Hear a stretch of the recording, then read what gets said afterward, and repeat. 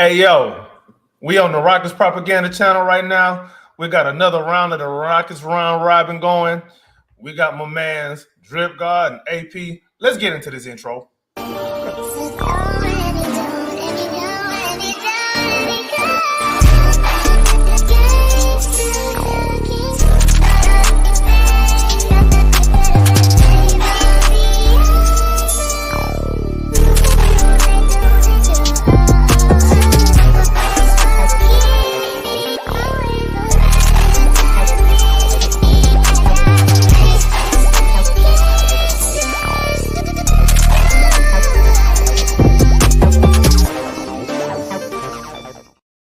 Y'all like that bang of an intro? Yeah, buddy. Rockets round robin, AK Infinity _ VVS on the Twitter thing, on the X thing, whatever you want to call it. Rockets Propaganda channel on YouTube. Drip God, shoot. Yes, sir. Hey, man, it's your boy from the TownRundown, man. It's fantastic to have me on the Rockets round robin as per usual, and it's going to be another fantastic day today. You can be sure to follow the Rundown at the Rundown on X as well as Instagram. Be sure to follow the YouTube channel. They're actually going live here in a few minutes for the NFL side today for their preview for the next week on Monday for their episode for Tuesday. It's going to be fantastic. Check it out. But yeah, that's all we got, man. Follow me on X and Instagram at drip2ps_GAWD. Already. My man's AP, going to shoot. You know, it's your boy AP, Clutch City Connect. You can follow both Rockets Round Robin and Clutch City Connect on IG and X. And you can follow me on X at KingBear713 and then KingBear_23 on IG.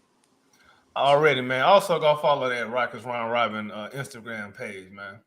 I didn't forgot the handle. I ain't gonna lie. I know that's a bad look, but Oh, man. I know that's a bad look, but man, I'm asleep. But anyway, let's get into it, fellas. So, hey, man, Monday is media day, man. So we're gonna have questions going into training camp. We want to hear from Ime Udoka. We want to hear from all the young guys. I want to hear from some of the veterans too. I want to hear from some of them executives if they're gonna be there too. So, yeah. First thing I want to ask is, what are they expecting differently, as far as schematics? What are the rotations going to look like? And I want to ask that to Ime Udoka. I'm going to shoot it at you first, AP. Like, what you expecting Ime Udoka's answer to be on that? I'm thinking the way he's going to run the rotation is basically it's just going to depend how the game starts, how the first five look.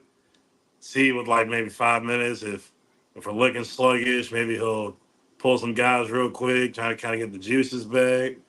But if I'm thinking we're running a 9-10 man rotation. 10 man sound reasonable. That sounds reasonable. Probably cutting it close, but I'm thinking around 9-10.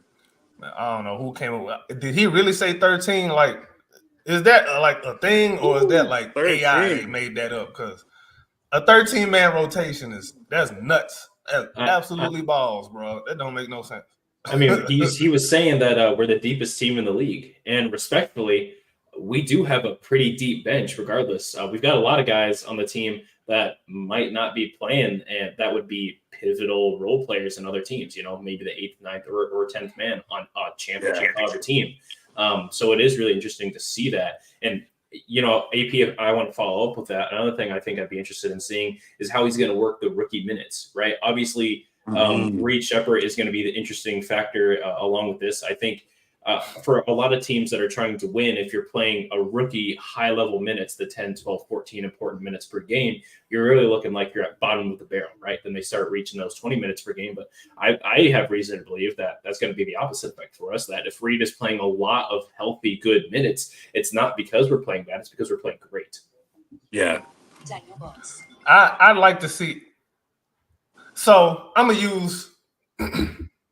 use Cam Whitmore as a template here, as like I want to say as a base level. Like if Reed Sheppard is kind of starting slow, he'll probably ain't gonna be in the rotation immediately. And if he is, probably 15 to 20 minutes a game, because Cam played 18, 19 minutes a game. Yeah, and he did well in the short time he was in as well.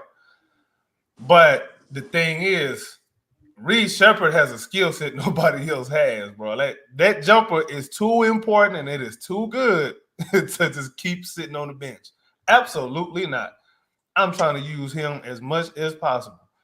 No Diddy. I'm trying to get him on the court as much as possible, bro. Like, whatever we can do, whatever kind of sets we can run, whatever kind of rotation, whoever else, whatever kind of configuration is on the court, I need Reed Shepherd out there. Good 23 minutes a game. I don't think that's being unreasonable. I know some people think he's going to get like 30 minutes a game and be rookie of the year. Good luck with that. You know Fred is Ime's surrogate son. You know that, right? Like Fred gonna play 50 minutes a game. Well, here's my thing is reports from Jackson Gatlin and other high officials in the Rockets community are saying that Reed Shepherd's going to be the direct backup to Fred VanVleet. That makes sense. So well, they're not here to be doing all that. He an emergency piece. Well, I don't know. I think that's really interesting with Reed Shepherd being the direct backup because that feels like we're moving away from the Amen Thompson point guard role for him to be more of a playmaking forward. I don't know if there are thoughts on that, and I want to stay the course for the podcast, but that's just something interesting that I've noticed. Man, we could touch on that a little bit later. I got thoughts on that. It's not. I think we're kind of reading too much into that, but maybe. Yeah. What other? Who else? Who else are you really looking to hear from on the team? Like, and what are you trying to hear from them? Yeah. I think something I want to see is, speaking of Jalen Green, like what is going to be his what's something that's going to be different this year than last year, right? And I don't want to hear consistency. I don't want to hear I'm going to make my shots. The answer I'm looking for is how his leadership skills are going to affect the rest of the team, right? We're seeing Fred VanVleet doing a lot of leadership stuff, right? And from day one, he was there with him all last season, right? And despite the slow growth, Fred really still did help him, right? Despite some of the plays not working out the way we want them to, right? We talked in the group chat, right? There's a lot of things we wish Fred and Jalen would have done differently, but hindsight's 2020, right? So those are the things that we want to see differently, right? The plays and whatnot, but really the leadership, right? And I think that really started off with the leadership camp he held, where it was just most of the young guys and Tate, they're just hanging out, balling out. Stop saying Tate. I said young guys and Tate. No Tate, bro. If Tate is playing, then something went wrong, bro. If Tate is on the court, something went wrong. And Jalen's leadership skills are so great that even though Tate is likely not playing many minutes this season, he still invited him, right? It's a homie thing, right? But regardless, Tate was still there, and so were a few of these other players that are young, and I want to see how that carries into the season, and I want to see how his leadership role changes a little bit to where it's less of Fred VanVleet, two hands on the wheel at all times, and maybe one hand on the wheel with Jalen's hand on the other hand. I don't know. First of all, I hope no young person with two good arms is still driving with two hands, bro. We drive with one hand. In Houston, we drive one-handed. We use the other hand to text and call and yell at people and all that, flip people off on the road. We drive with one hand. That other hand you got other purposes. We're not worried about you driving with two hands, talking about some 10 o'clock, 2 o'clock. We don't do that down here. No, maybe that's an Iowa thing. Maybe y'all drive with two hands and a foot. In terms of leadership in sports, you're driving with two hands, all right? For sure. The bus is driven with two hands at all times.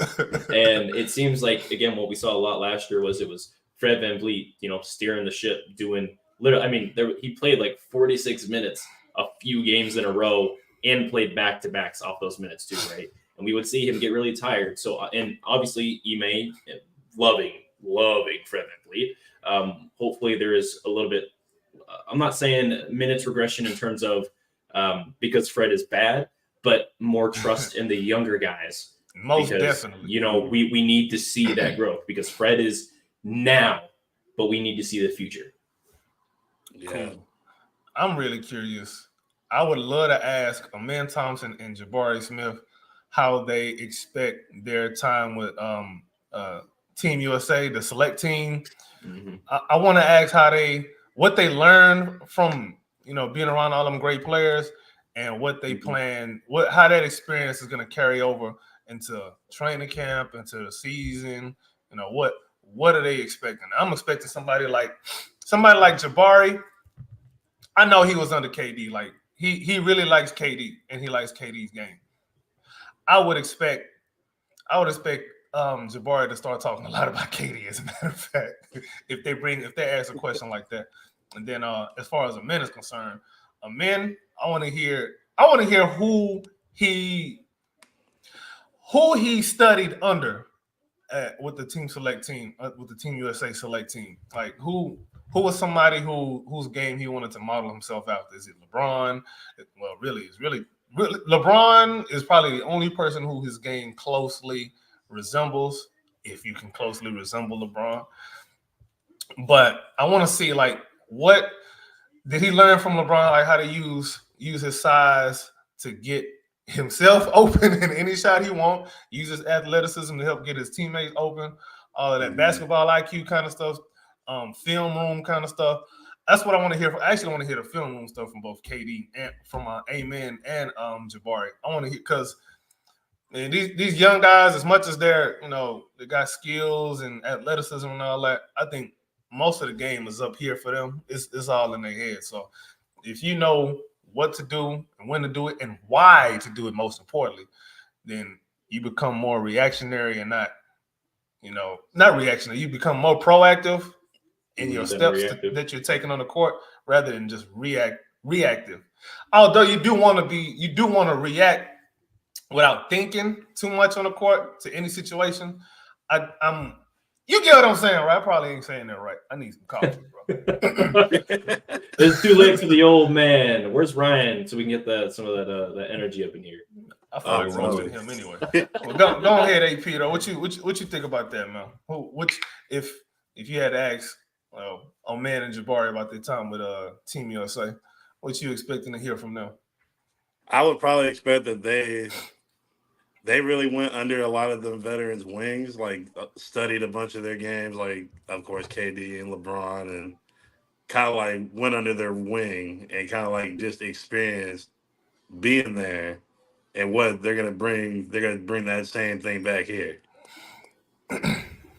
Curious. I'm actually curious how, because I know Jason Tatum didn't play a lot, but I think he'd come on, dog.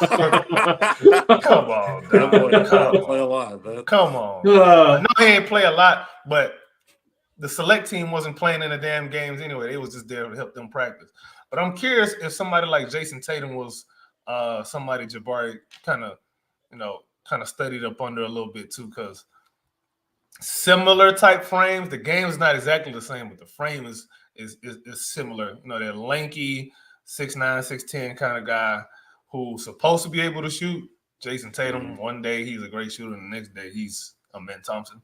But I'm really curious if Jabari took somebody like Jason Tatum and his advice seriously.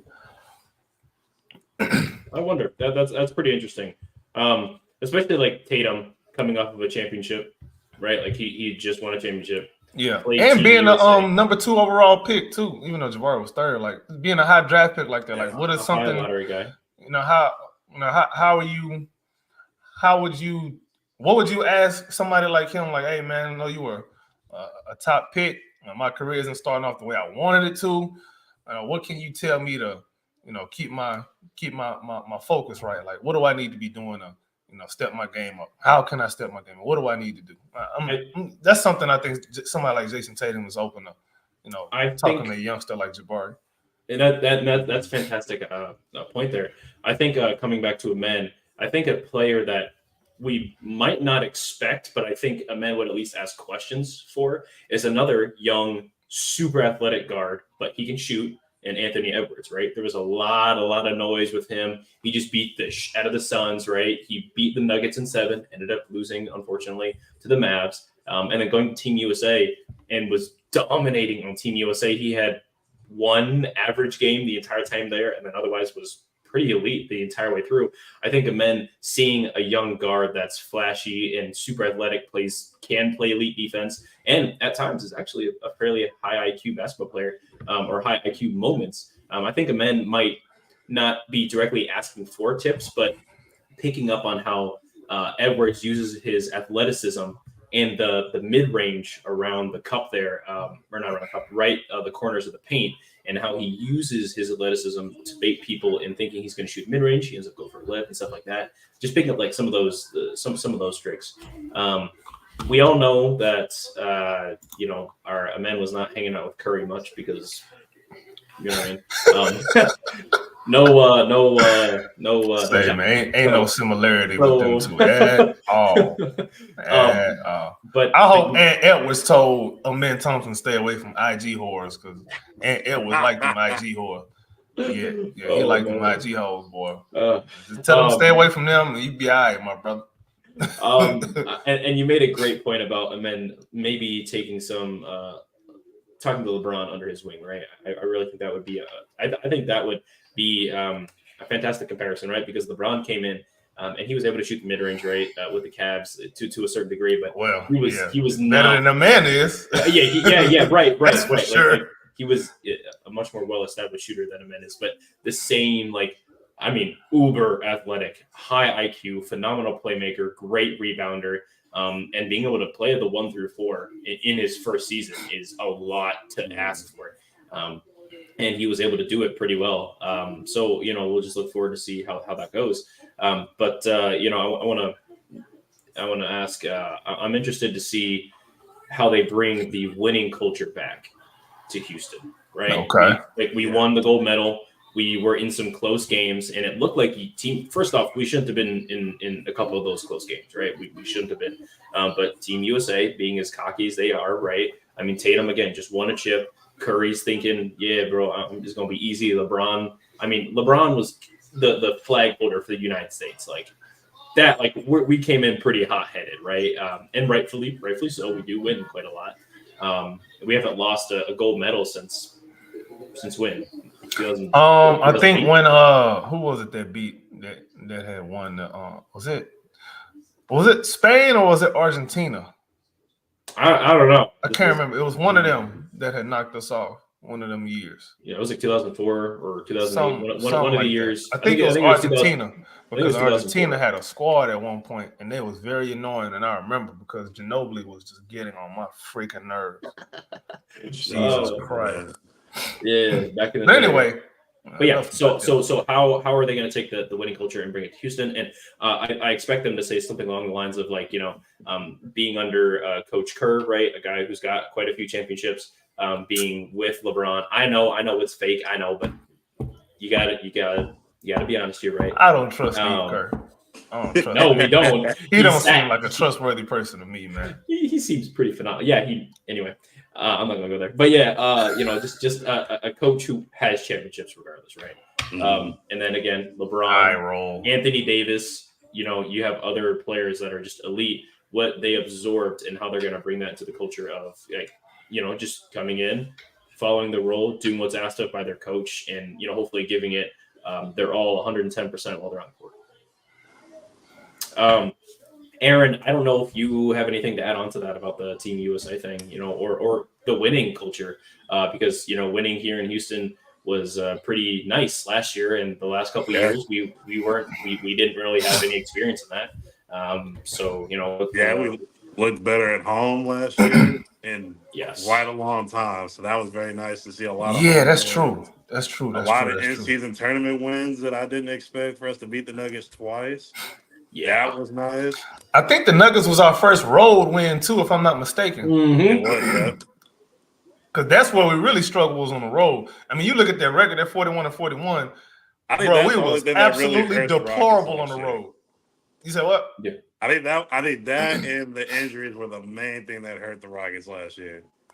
For sure, easily. Road games for sure. I mean, no Tari Eason. Yeah, and then that's like half the defense right there. Yeah, Tari missed 60-some games. So yeah, I'm that kind of reminds me, man. Like, so y'all got quick cheap plug.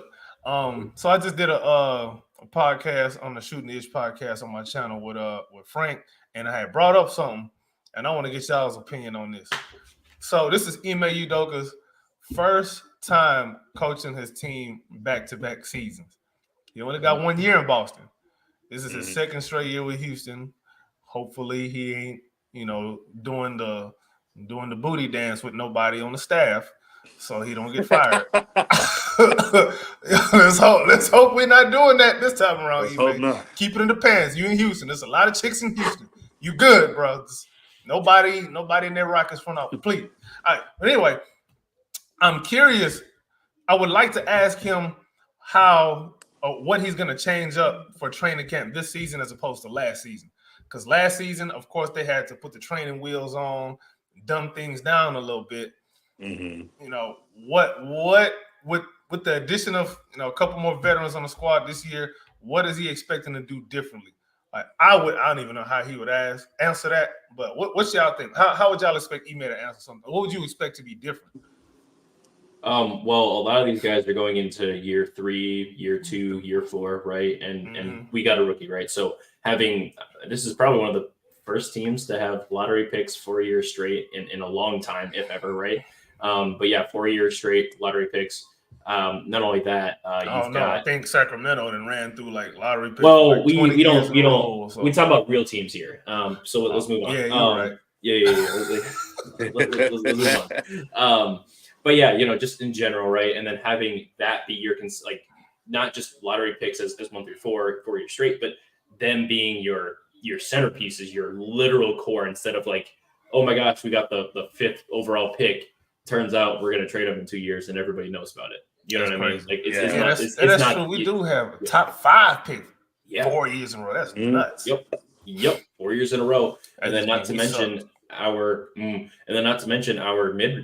first round picks hit as well.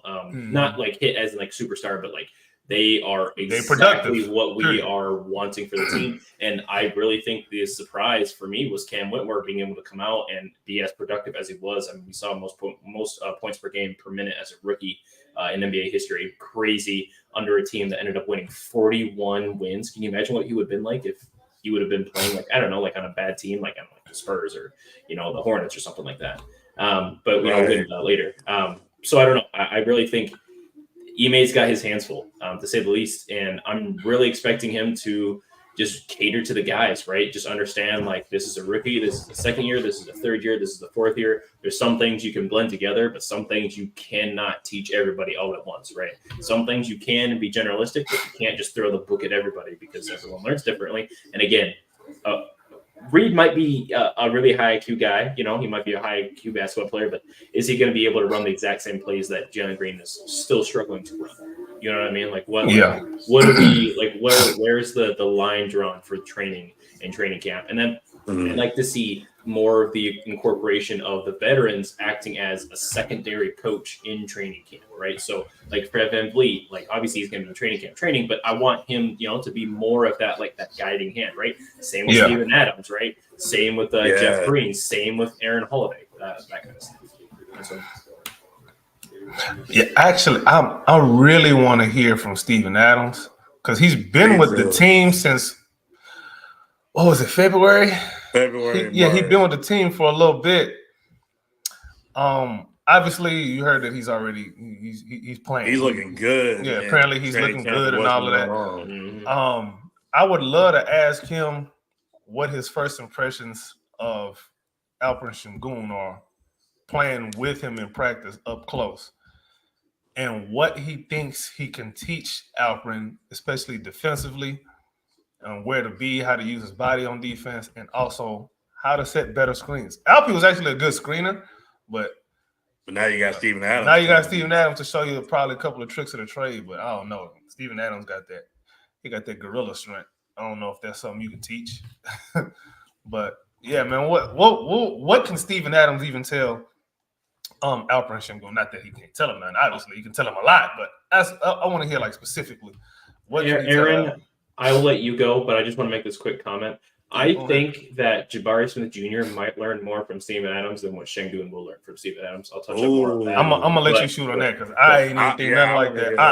You're gonna have to justify that one, bro. Yep. So Aaron, you continue, and then I'll come back to that. I think Steven's definitely gonna take Sengun under his wing for sure. He's definitely gonna get him to be a lot more tougher in the paint. Not that Sengun's not, but he's definitely gonna get him bulked up, get more points in the paint, set up screens a lot tougher, and Şengün, and I think this is a perfect role model for Şengün to learn under this year. For sure. Yeah, because last season he didn't really have a nobody. veteran. Yeah, everybody else had their vet except Şengün. But Şengün shined. But this is the perfect vet for Şengün, in my opinion. For sure. And also, I think so. Şengün, I said Şengün. Steven Adams is actually a underrated passer from the mid post. I wonder if there's anything else that he can show Şengün on that end. On how to, and then it's not like Steven Adams is like drawing a lot of attention to find some of the seams and where he gets some of these bounce passes through. So I wonder if that's something that he can, shoot at Şengün about, like, hey, look, when you see this kind of coverage, you're gonna actually draw a double team, so it's gonna be easier for you to make these kind of passes or these kind of reads. Yeah. Which I'm curious to see what that'll look like too. But go ahead, Preston, bro. I need to hear this. For sure. Talking about with this Jabari stuff and Steven Adams. Let me hear this. Well, we know Şengün and Steven Adams. The similarity that they share is that they're a center, and it almost drops off there. Their paint games are completely different. Their roles have been completely different. The IQ is completely different. Now, obviously, there's a lot of differences with Jabari. But here's the thing: is that Jabari is coming in, who is supposed to be able to play small ball center.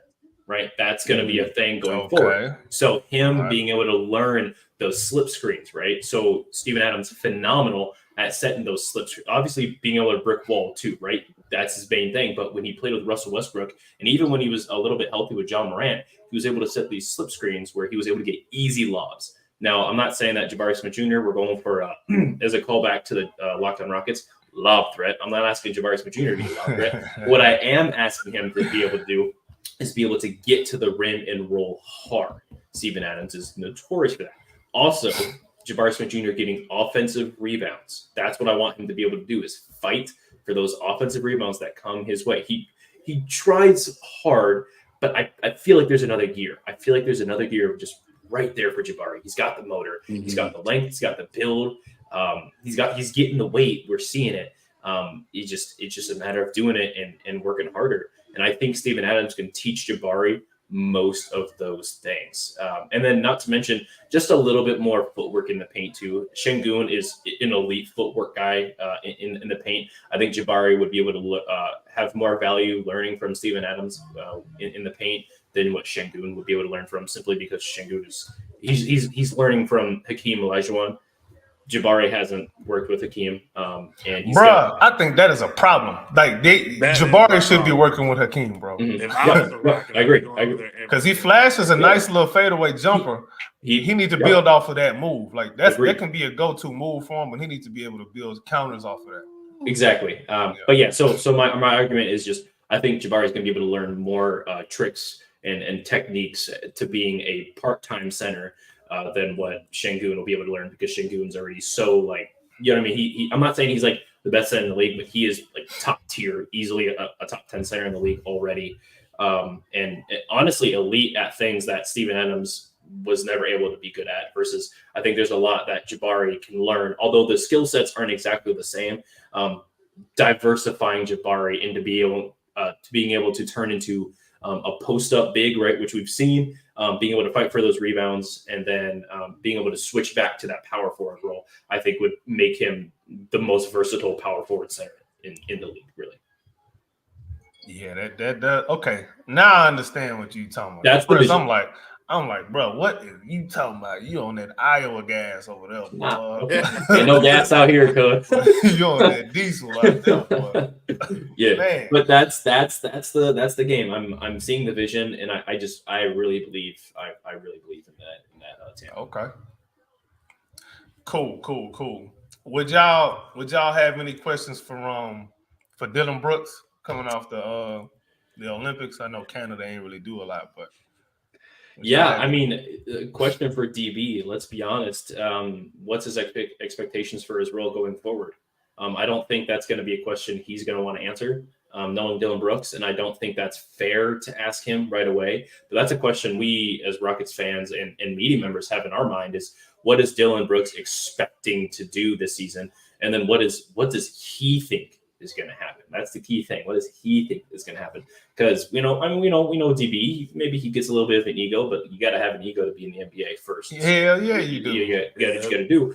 But regardless, like, is he aware that he might be losing a couple minutes, right? Because he played 29 last season, 30. Nah, he was in the 30s. Let me verify. Nah, Definitely, the whole starting lineup was in the 30s. It was in the 30s. Okay, all right. Yeah. Hey, my bad. I was lowballing. All right. Yeah, he's lowballing for real. Coming from my neck like that, boy. Calm down, breathe. Let me look right quick. Let me verify that. Let me verify the exact minute. Dylan Brooks. All right.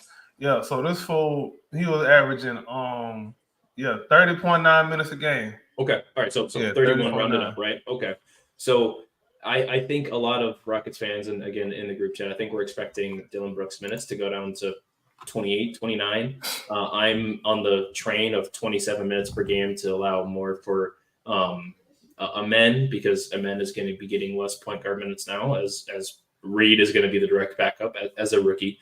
And then, we're going to have... I don't think Amen is the problem there. I don't think that's going to be his problem. I think it's going to be Tari Eason that's going to be stealing his minutes, all his minutes.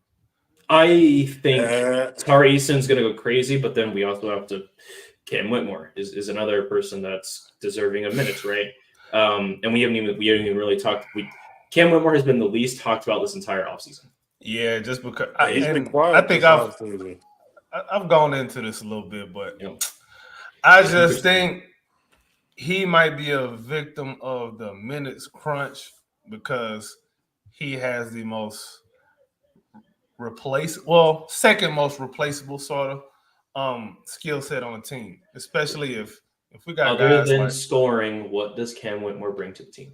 Yeah, and that's the thing. Like, but we'll see. He's still a kid. Yep. If he come back and he's more dependable on defense, if he's showing a lot more poise on offense and not taking trash talk personal and blowing up the offensive possession and taking 3 threes in a row because somebody said you suck. Well, can I ask a hypothetical? They talk about Dylan Brooks shot selection. It ain't no different from Cam. Just go in more. Tell me I'm right. Let me ask a question real quick. All right, this is a hypothetical, and I may or may not get canceled for this, but let's see where it goes. Right? Yeah, you out of there already? Yep, yes, sir. I mean, I'm in Iowa, so what are they gonna do? Right? They're gonna buy a ticket down here. They don't even know they're gonna go through all the cornfields. Anyway, so we chilling. Question is, if Cam Whitmore comes back and say he's a little bit more productive on the offense, right? His shot selection gets a little bit better, and he is slightly above average on defense, right? Like you're getting the above average defender just a little bit versus Tari at that 3 spot. I mean, do we have somebody who's now fighting for that 3 spot? Is that going to make it a little bit more difficult to say, yeah, Tari start, or is everyone still on the Tari start no matter what Cam does? Nah, I'm not quite there quite yet. I think. That's what I think. Go ahead. Yeah. I think Tari is going to play a lot of 4, especially when Jabari is at the 5. Yep. Yeah. You see, he's going to play a lot of that 4 position because remember when Summer League and their rookie season, whenever they played together, it was magical. Them two made magic, especially on defense. So I'm expecting that. So Amen, like in conventional lineups, Amen is probably going to be the one taking some of them Dylan minutes. Is it possibly? Okay, all right. Now that I'm thinking about it, and then Cam can do it too, but I think Cam is depending on whether or not he's hot or not. Sure. Yeah. As a matter of fact, he might get a lot of that Jalen treatment this coming season. Like, if you playing well, you play more. If not, sit that ass down. I can see that. I can see that. Are you thinking he's going to play more 2-3 this season? More 2 guard being Jalen's replacement because you got Reed? Because, I mean, hypothetically, if you're going small ball and Jalen's coming out, right, and you keep Jabari at the center, your lineup is going to be Reed, Cam, Amen, Tari, Jabari. That's nice. That's a possibility. But I also can see a lot of Fred and Reed Shepherd lineups together. Ooh. I can see a lot of that. That's really small, really dangerous. Ime is not afraid to. I mean, he played sure. Aaron Holiday and Fred together a lot too. For sure. Aaron's got the experience, so that's the difference. Yeah, he does. But Reed Shepard, like I said, he got the skill set that nobody else can replace on this team, not yet at least. Yep. And he could run offense through him too. Like he could run that pick and roll with whoever the hell. You know what I'm saying? And he can make all the passes. We saw it in summer league. He can make all, and if you can make all the passes in summer league to them chumps, them dudes that can't hoop. I mean, imagine what you can do with players who actually got some more talent. But then again, we saw Cam Whitmore in the summer league, and he had one. Yeah, completely different though. Cam was just out there hooping. He wasn't thinking about nothing. He was just out there hooping.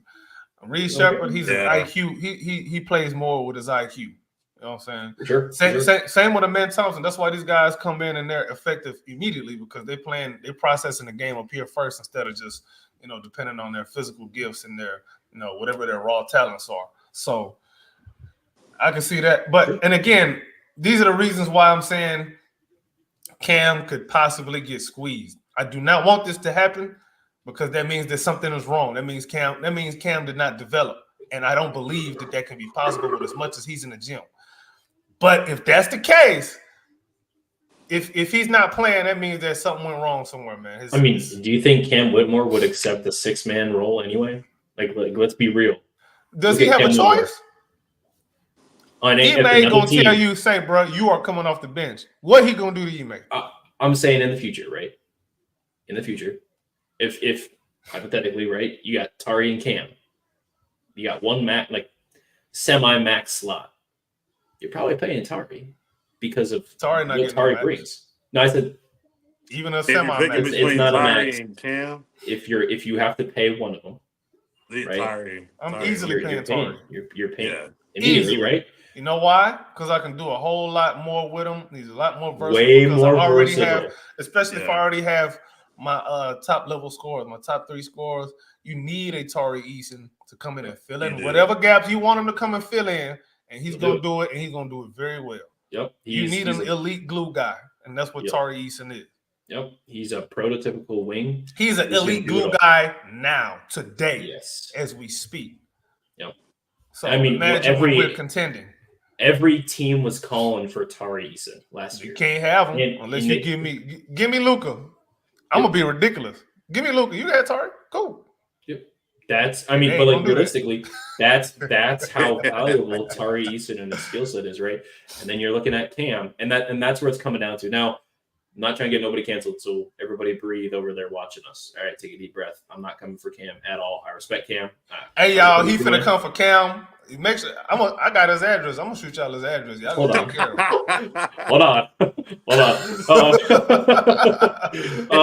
Is there a leave dox that ass, boy? You better watch what you say. Yeah, no. I'm just ending the conversation there of respect Cam and everything he's doing. These are all just hypotheticals, right? Like nothing's for sure, nothing's set in stone. And I would like to keep. That everybody would like to keep the core 6 together, no matter what. But it's core 7 now, bro. It's a 7.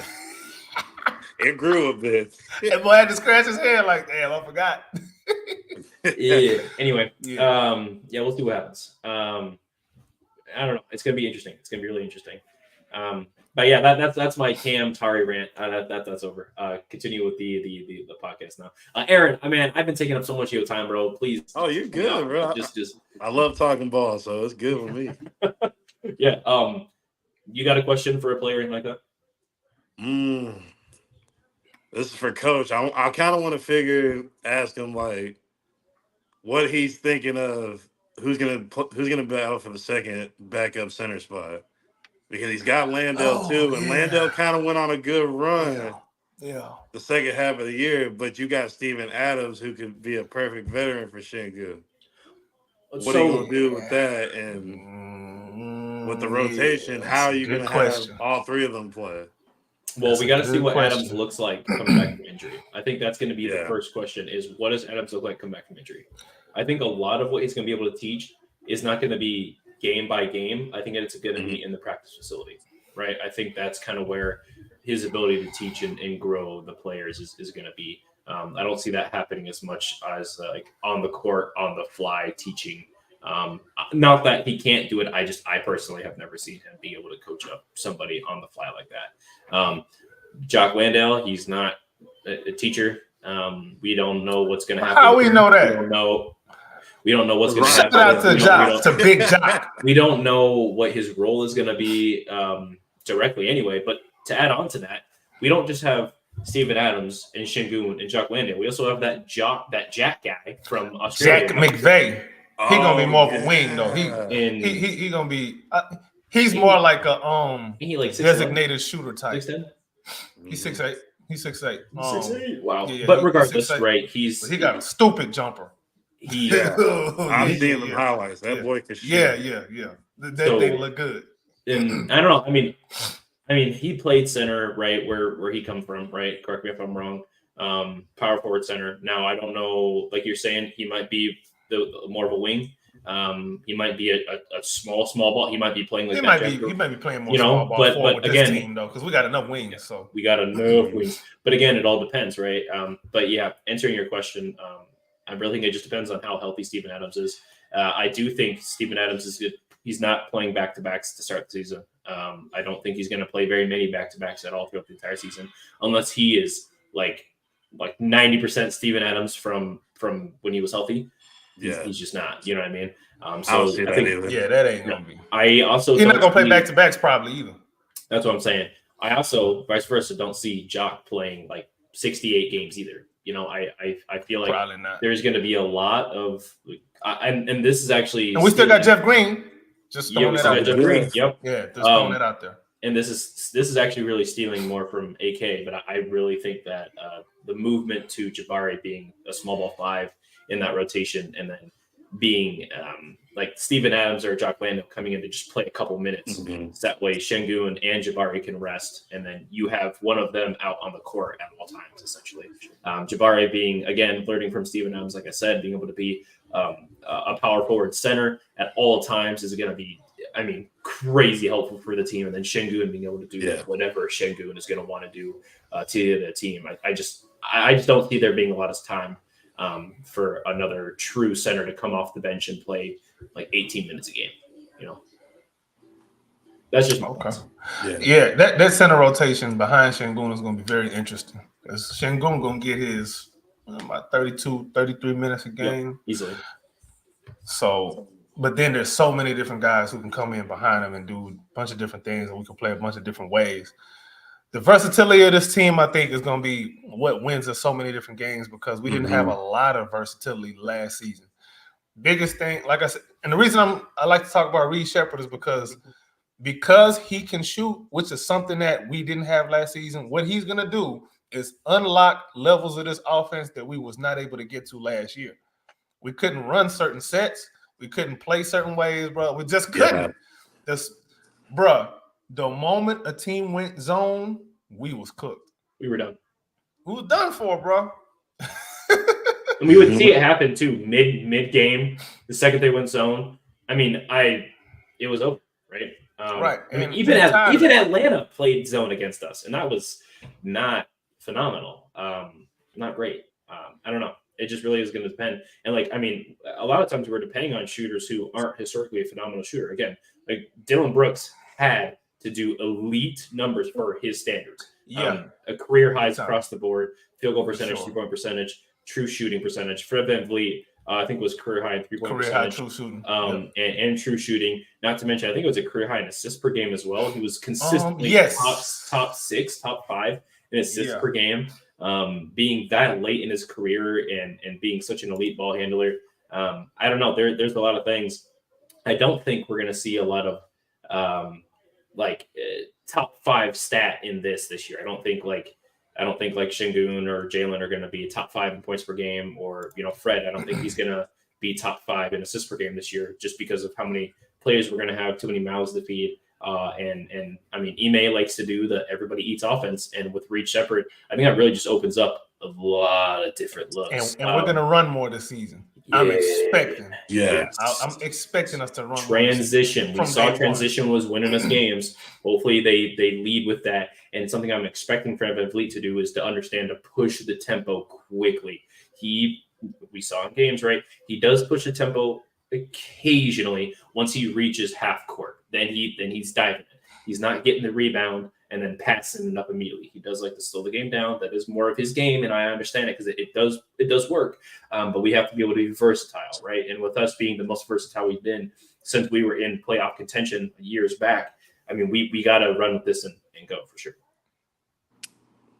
Mm-hmm. That sound interesting to me, man. I really want to see how Fred finds his way to just fit in and not take over, because the games when he starts to try to take over, he's only doing that because these young dudes is tripping. He's only doing that because he's like, all right, man, I let y'all have your time to play. Y'all screwing this thing up. Give me the controller. And, you know what I'm saying? So if Fred is taking more of a back seat, it's a good thing for the team, good thing for the offense especially. But I'm really curious. Coaches had their favorites, bro. And Fred VanVleet is definitely Ime's favorite. Oh, yeah. I just don't, until I see it more consistently, I don't believe that Ime is not going to get this man like 35 minutes a game, bro. I just don't believe it. Because I know when he got hurt the first time, when he came back, that's when they reduced the minutes. But, bro, you should have reduced the minutes before then. Yeah. Yes. Why we don't want to run this dude into the ground, bro. He listed at 6 foot.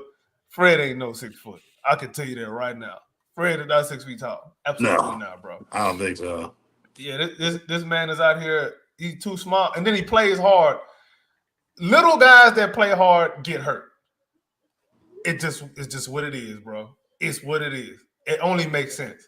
Yep. So we got to protect him, because I believe when we get in the playoffs, that's when we're going to need a little bit more of that Fred. Yeah. Yeah. So please, I really want to preserve him for the playoffs, bro. Please. I'm begging. And then the open roster spot too, since the Rockets bought off AJ Griffin's contract, what are the Rockets going to do with that spot? That's a Stone question. That's a question for Stone. I'm curious. Y'all tell me. Different people. Now, I had asked this question on Twitter earlier. I'm going to ask y'all. Is Christian Wood signed? I wonder, actually. I'm not saying I want him. I'm not saying I want him. I'm saying I would look at him. That's all I'm saying. I think I don't think he is on the Lakers, right? I don't think he is, no. Or do we want to use that roster spot on? I mean, we don't need any more projects. Like, what do we just keep it open as a just in case? Or if one of these guys in the G League show their ass? Robert Covington and Bismack Biyombo. I've heard a couple of names flying around. Honestly, I really think Covington. I really think getting a forward/guard, someone that can play the 2, 3, and 4, that is defensive minded. I think bringing them in as a veteran and an additional guy to help teach during practices. Otherwise, I think we should keep it open. I don't see a reason to fill it. I don't think this is a player that we need to expect to play. I mean, we're struggling to talk about how we're going to fit 10 guys in a rotation efficiently and effectively, but let alone bringing in even more than that. I mean, we haven't even talked about how many minutes Jeff Green is going to potentially play, or officially some of those other guys, Aaron Holiday and whatnot. I think that should either be open or should be designated to a guy, like you said, like Rocco, not expect to play at all and just be a Jeff Green role, what he was supposed to do last year, in case we need to throw another body out there, go get a couple fouls and whatnot. But yeah, just be a guy who can play the 2, 3, and 4, and is understanding his role. Obviously, Rocco, he's not a phenomenal shooter, but he, again, can shoot the ball. He can hit that corner 3 if it's wide open. He's a phenomenal defender. I mean, in my opinion, an all NBA defender in years past. He'd be great. I think he'd be a good guy. That's a good pick. What you think about Daniel House? He open? No. The way you said that no, boy, you said that no with conviction. Let me hear you real quick. Yeah, I remember it from 2020. No. Oh, because you don't want him. Oh Yeah, yeah, you don't want too many sex fiends on the team. That's Nope. true. We already got to deal with one. Yeah, I'm not gonna. Nope.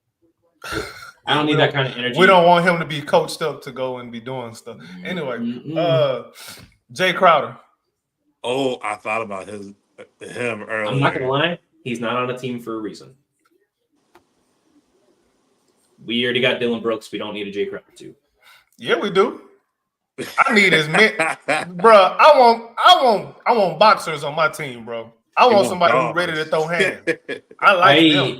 We need them. You don't need those guys. He a Udoka guy. I tell you Might as that. well get PJ Tucker back if you could. Hey, real talk though. Another dog. I was thinking about that, bro. I want PJ back, bro. To be honest, He is my exception. like PJ, I would take PJ back. If he's not gonna play, if they're not gonna play him with the Clippers, PJ, come back home, bro. I know you're a North Carolina cat, but now you a Houstonian. You got a Did house he in want to Houston. leave the Clippers? Yeah, I remember Or is he hearing still something under like contract with that. the Clippers? He is He's not getting not no playing happy time. with his role in the Clippers.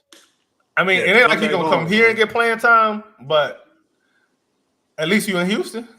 Yeah, come you back ain't paying home, them man. high taxes in California. Yeah, if you're not gonna play, why would you pay them high taxes like that, bro? If you're not gonna play, like, what are you doing?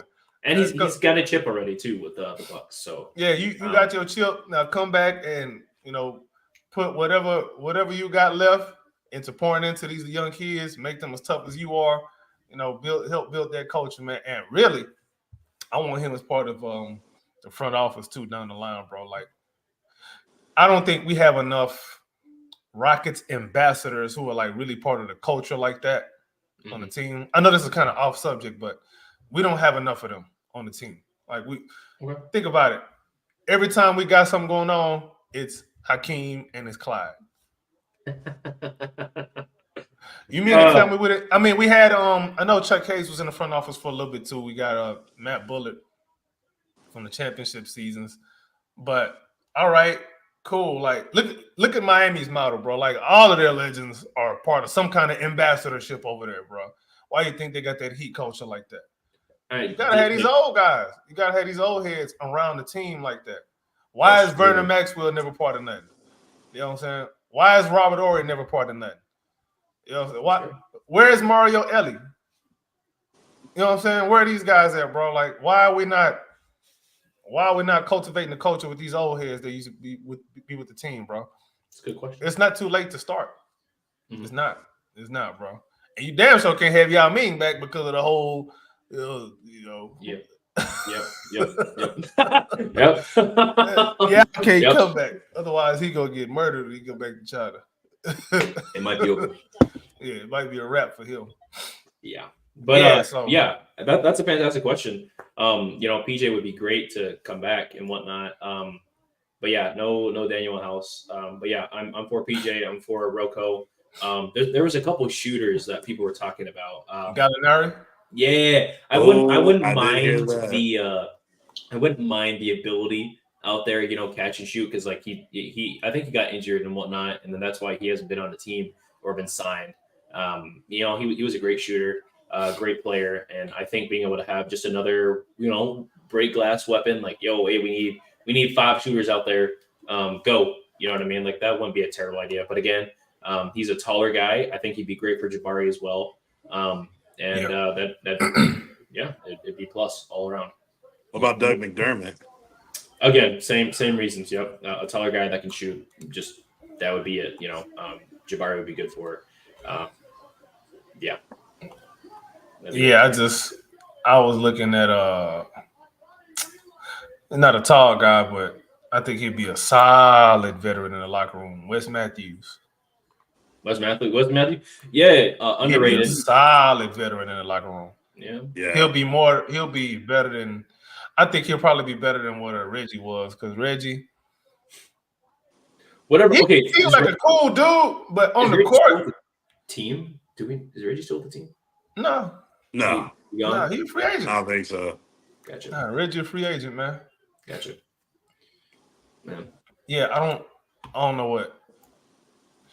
And the reason I'm saying Wes Matthews is, I noticed in our offense, bro, Ime likes guys who can attack a closeout.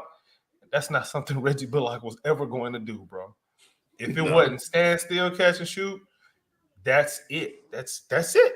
When he caught the ball, he just gonna move that thing. And you mess up the offense like that, bro.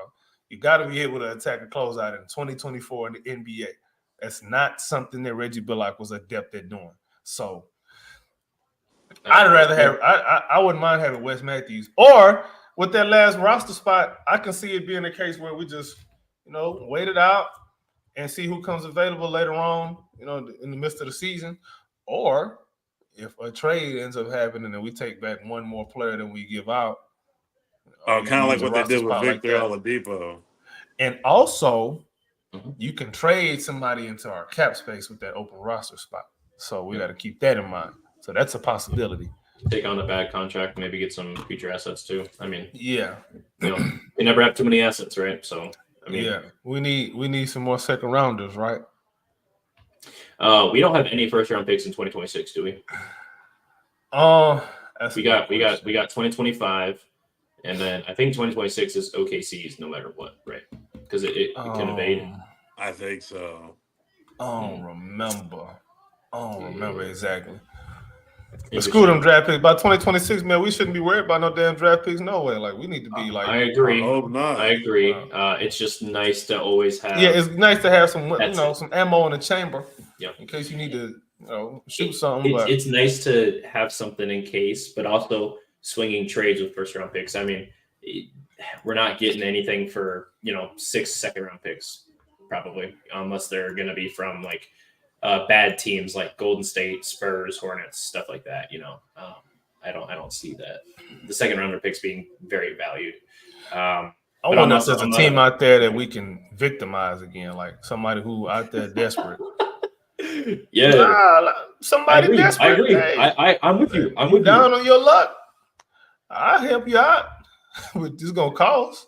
Hey, keep looking at the Suns, man. Keep looking at the Suns. They just got them. We already got them by the balls upside down, bro. And they got more. It's just a matter of what Phoenix does. They better not bark too loud. They got more, man. They better not sneeze. They better not cough.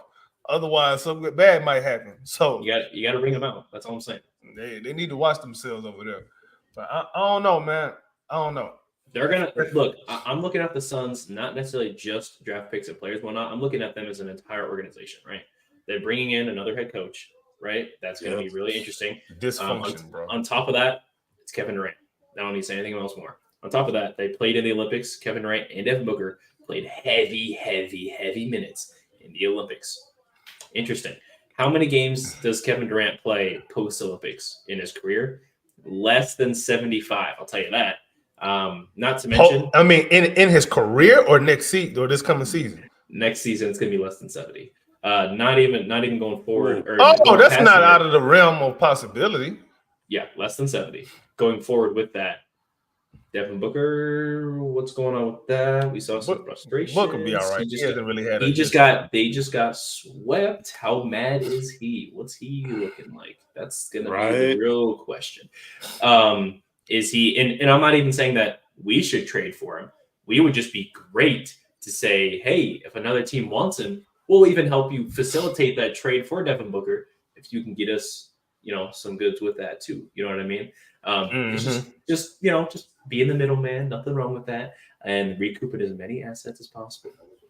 When someone's down on their luck, you ain't the plug, you the runner. That's what that is, bro. You got to pull the strings, man. Playing puppets. You know what you're doing. They know what they're doing, man. You wouldn't go swing for Suns picks either unless you knew something was brewing. That's all I'm going to say. Yeah. You know what? On that note, I would ask Rafael Stone what he thinks the path to improving the team is as of what he knows right now with the team. I really want to know. I would love to hear from him what he would think or what he says about that because, he said during the season they don't be doing nothing. They be chilling. Yeah. So let me hear a good answer from you, Mr. Rafael Stone. I don't want no lawyer answer either. I want a human answer. Lawyers have people. If you're a lawyer, you watching, you're not a person. You're not. You ever seen a lawyer answer a question straight? Good question. I rest my case. don't do it. I know too many lawyers, but they don't answer questions. What color is the sky? Well, I think the sky has a color that's unique. Hypothetically speaking. Yeah, you're right. You're right. Right. You're right. Lawyers don't answer questions, bro. Yeah. Y'all got anything else y'all wanna touch on, bro? AP. Ooh. Hey, we got 45 people in here. I just noticed this, man. We got 45 people in here. We need to hit that like button, and we need to hit that subscribe button, and we need to hit that share button. You can't be a hater your whole life, because if you are, you ain't living right. I'm finna drop an album real soon. Hold up, dog. Don't let his ego get to him, guys. You ain't know I can do it like that, huh? Yeah. And why are you wearing a Houston basketball shirt and you in Iowa? Where you get that from? They sold it at a flea market. Do y'all even have flea markets where y'all sell stuff that's actually, not from wherever? We do. This I got while I was in Houston because I got money like that. I can afford to go do things. My bad, rich but, boy. You know, bad. But yeah, when I was in Houston, this is one of the things I got out there. Yes, beautiful city, by the way. My bad, bro. Oh, I ain't speaking know you of had that, I ain't know you had bread like that, bro. Let me hold something, bro. Let me upgrade this podcast one time, bro. Look, I can only give you a small loan of a certain amount of money, and the money is determined based on the loan. That boy did the Trump fingers for real. God damn it! AP man, what else you got for the Houston Rockets, man? What else you got, baby? What do y'all think about those possibly linked jerseys next year? Because I know think I should Twitter just log is off if we hating look on up broccoli. those right They now. are broccoli. They are broccoli. Killing those broccoli, things no right salt, now. no pepper, no flavor. Just straight steamed broccoli, and that's it. That's what it is. It's too plain, dog. I don't like them. I don't. Why Nike got to change up the jerseys every year, bro? That's what I'm saying. I like Nike the gonna dunks Nike. or not. I think Dude, that's the the perfect dunks or not jersey. Nike don't care what we like. They care what they can sell, bro. And I really hope that them jerseys don't sell, because ain't no way. The Dumpster jerseys last year was so fire, dude. So fire. I think you could change the colors of those too, like have an all black jersey of it. Oh my gosh. Yes. Yeah, you could have kept the same design. Bring back the green and yellow. Bring back the green and yellow. Bring back the green and Those yellow. were fire. Those were fire. They need to get us that Nike. We can make them jerseys real quick. Yo, Nike, look, I got a proposition. I know you watching. Don't lie. I seen fan-made jerseys way better than them, bro. Yeah. It's some of these dudes out here that they just good with their artwork, with the graphic design, bro. And they be making some killer-looking jersey designs, man. They need to, man, Rockets, y'all need to get on that X or whatever platform, and y'all need to reach out to some of these cats because they got some talent. Yes. Speaking of, we're talking about jerseys. Did you see the leaked court at all?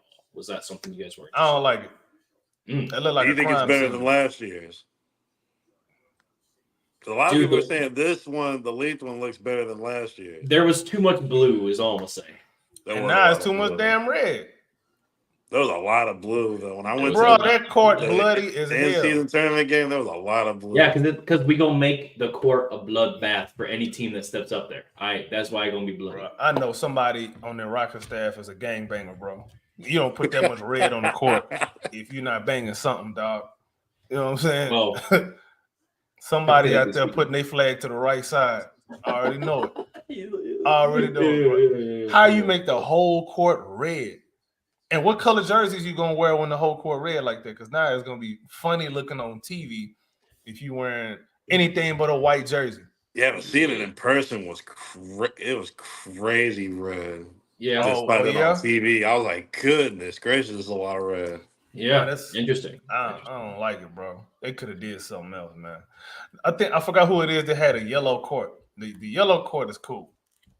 Like, you can't be using some of these colors that is hard to show up on a TV. Or if it's a black court look cool. Yellow court look cool.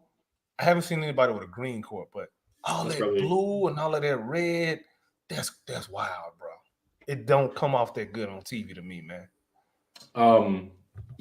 So I think we kind of discussed it last time on the Rockets Round Robin, where we thought the Rockets were going to be in seeding.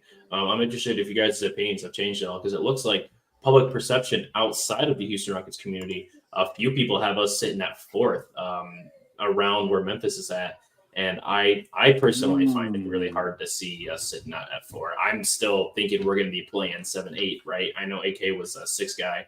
But I'm interested. Has your guys' opinions changed at all? Is anything different at all for the seeding? You're still. I can see 6. Yeah, because that four seed. It's not even about us not being that good. It's about as good as the other teams is going to be. Yep. Mm-hmm. How hungry are they? It ain't even about that. Yeah. I could see best case scenario 5 seed. I could see something like that. Something catastrophic has to happen. A lot of things got to bounce right. You got to start red hot to get in that top 5. For sure. Yeah. Or somebody from some other team might get nicked up, or maybe somebody, just request a trade. You never know. Like something happened, malcontent. Something can happen, bro. So sure. Yeah, but 4th seed. Do you know how hard it is to be the 4th seed in the Western Conference, bro? Yeah. Every game is a war. Bro, have you watched the Royal Rumble before, right? Yep. That's the Western Conference, bro. Every freaking year, bro. It's the Royal Rumble. Every time 2 West teams play together, man, they trying to kill each other because they know, bro, this is a seeding game. Every time you play a Western Conference team, it's a seeding game possibility. 3 teams last year ended with the same record in the Western Conference. That's insane. That's crazy. It's crazy. And that was, what was that, 51 wins? 54, 53? I don't know. But like it wasn't 55, 56 wins. It was less than 56 wins, and people online are predicting us to win like 55 wins. Yeah, bro. Look, I got news. And this is the real life, not my career, not my era, not my league. It just don't work. So in the West last season, my career, I got 50 wins right now, but yeah, man. Yeah. Real life, I don't see that happening at all. Real quick, in the West last season, 2 teams had 57 wins, 2 teams had 49 wins, 2 teams had 46 wins. Wow. Yeah, that's nuts. And of course, we had 41 wins, but we the one team that we barely had a 500 record that didn't make the playoffs a couple games or the play in. Mm-hmm. Yeah, we were behind. 5 we were games. behind Golden State. Yeah, we like a game or 2 for a while. Yeah, for a while it was real close, neck and neck, and then we kind of ran out of gas. I won't even say we ran out of gas necessarily. I just think we were playing so well. When teams learned, all right, we didn't had enough of Jalen Green. We finna trap this fool because we tired of him. We're gonna make somebody else beat him. When they start doing that, it was a wrap because nobody else could beat him. Could beat them. Yeah, you right on those seedings. Also, my bad, everyone watching. Yeah, OKC and Nuggets had the same record. Minnesota was 3rd with 56. But then that's still close enough, bro. That's pretty close. And that's then crazy. The 4th, you're talking about the 4th and 5th seed both won 50+ wins, 15-51 consecutively. And then your 6th and 7th seed won 49 wins each. That's incredible. I know we talked about it all season, or towards the end of the season, right? Like, oh my gosh, best 11 seed ever. 41 wins. And it's crazy that 5 wins was the difference between us being in the play-in and not in the play-in. It's just, I don't know, it's incredible. And we're gonna have to work really, really, really hard to get to that 6 seed you guys are saying, or what I'm saying is that 7th, 8th seed. A lot of things are gonna have to break right. A lot of players are gonna have to step up. Or like we say, basketball is a business. So we'll see what happens, right? Yeah, we gonna see what happens, man. That's why I say I really want to hear from Stone to hear what his path to improving the team would be, or is it just take a wait and see approach and see how the team develops throughout the season? Somebody might surprise us in a good way. Somebody might surprise us in a bad way. We brought in Jack McVay for a reason. Who knows? He may find a rotation spot. I'm not saying he will, but it's the NBA, man. All these guys, none of these guys are signing up because they want to sit down. They want to play. You know what I'm saying? So, unless your name is Udonis Haslem, then yeah, that's completely true. Or Zion. But at this point, we'll see what happens. AP, you're wrong for that. AP, I do want to ask you though. Piggybacking off what AK says, if you are Stone, what's the path to success? Just give a couple things. You don't have to give us a full answer. Just a couple things. I'm interested. Man, Ooh. look who done popped in. Hold on. Look who done popped in. Uh-oh. You're late. Oh, snap. You're late. So late. You had to swim through them crocodile-infested waters, huh? No, actually, the parents, the Pee Wee team threw us a little Indian food party right there at the end, a little surprise thing. So it caught me Oh off man, that's guard. cool. Only problem with that is you're gonna need some toilet paper, bro. I know. Before the game, we got a game tomorrow, man. We got a football game tomorrow. And they gave you Indian food tonight? Oh, They fed our whole team Indian They food, set man. you up, dog. Them porta potties finna be backed up, boy. I'm telling you right now. Dude, bad. Man. And it's a temporary kind of stadium. We're playing at like a brand new public sports complex on turf. You know, it's going to be a lot hotter out there and in Panama City Beach. So it's going to be odd, but I hope they plumbing is good. Porta potties are going to be full. I have a strong suspicion. Hey, so we talking about also everyone give Gorman a round of applause. We appreciate you popping in, man. It's absolutely phenomenal. So thanks for popping in, man. Hey, it is what it is, right? But you hear it, and that's what matters. And it's always good hoop talk when Gorman's in the house. Clips Gordon, everybody. Be sure to follow him at Gorman Christoph on X. Check him out, guys. Do that. Now, I was asking AP here, and then I want to go to you now that you're here. But AP first. If you are Stone right now, what's the path to success? I think the path is just staying locked in. Keep that same hustle. Keep that same drive y'all had last year. That big winning streak. That hunger that y'all were clawing to get that last playing start. Bring that same energy to the next season. Just carrying And over. y'all are gonna get to the playing spot. Yeah, Because that's the goal. That's where they want to be. That's where they want to be. They want to be in the play-in this year, and I can truly see that happening if they stay locked in. 100%. That's real. That's a fantastic answer. That's real. Thank you for that, AP. Gorman, now I want your answer. Path to success. Coming in hot, baby. If I'm Stone, I mean, I got my eyes peeled, man. I'm seeing what Jalen Green looks like coming out the gate. I'm seeing what Amen Thompson looks like in the starting lineup type of role. I'm seeing, I am. Wow. Coming in hot. for Oh my real. God. Boy came in with the heat for real. That means somebody for the sit on their ass. Over the past couple weeks, I just been getting infested with Amen Thompson conversations, and they're just firing me up. I mean, we talked about it on the last show about how quick we played with Amen in the lineup, and you know, Fred isn't going to be that guy that sparks, you know, a bunch of speed in the lineup. The guy that does it is Amen Thompson, and if you insert Amen Thompson, he works well with Şengün. He works well with Jalen Green. He gets the pace getting to pick up. So I think he kind of is that connector for all five guys. And I don't see Dylan running. I don't see Fred running. And I don't see Jabari starting out breaks. I do see Alprin being able to pass ahead. But in other words, what I'm getting at is I am going to see what it looks like as an Amen Thompson would be my starting three. I'd want to know that before the trade deadline. I know everybody's Dylan's 20 million isn't that bad. That's not that bad, but it's that bad to me. I want to see Dylan gone. But I love Dylan. I love what the culture brought him. But I mean, really and truly, y'all can't tell me that every time you see Dylan take a three, slightly contested three, you can't feel like there's a better shot out there. And you know, Lord forbid he drives to the paint. You know he's going to shoot it. He's either going to throw up a crazy high floating layup or he's going to back down and then shoot it. You know, it's just so. We know it's so predictable. So if I'll say this, but his post ups have been good. When you run a post up for Dylan, them's been working, bro. AK trying to defend DB. I never see it.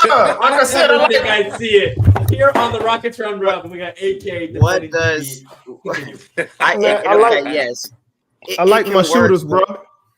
What development does it what development does it have for us in the long term? Where does it gives us answers for Raphael Stone for paying Jalen Green? Where does it give us to pay Alperen Şengün?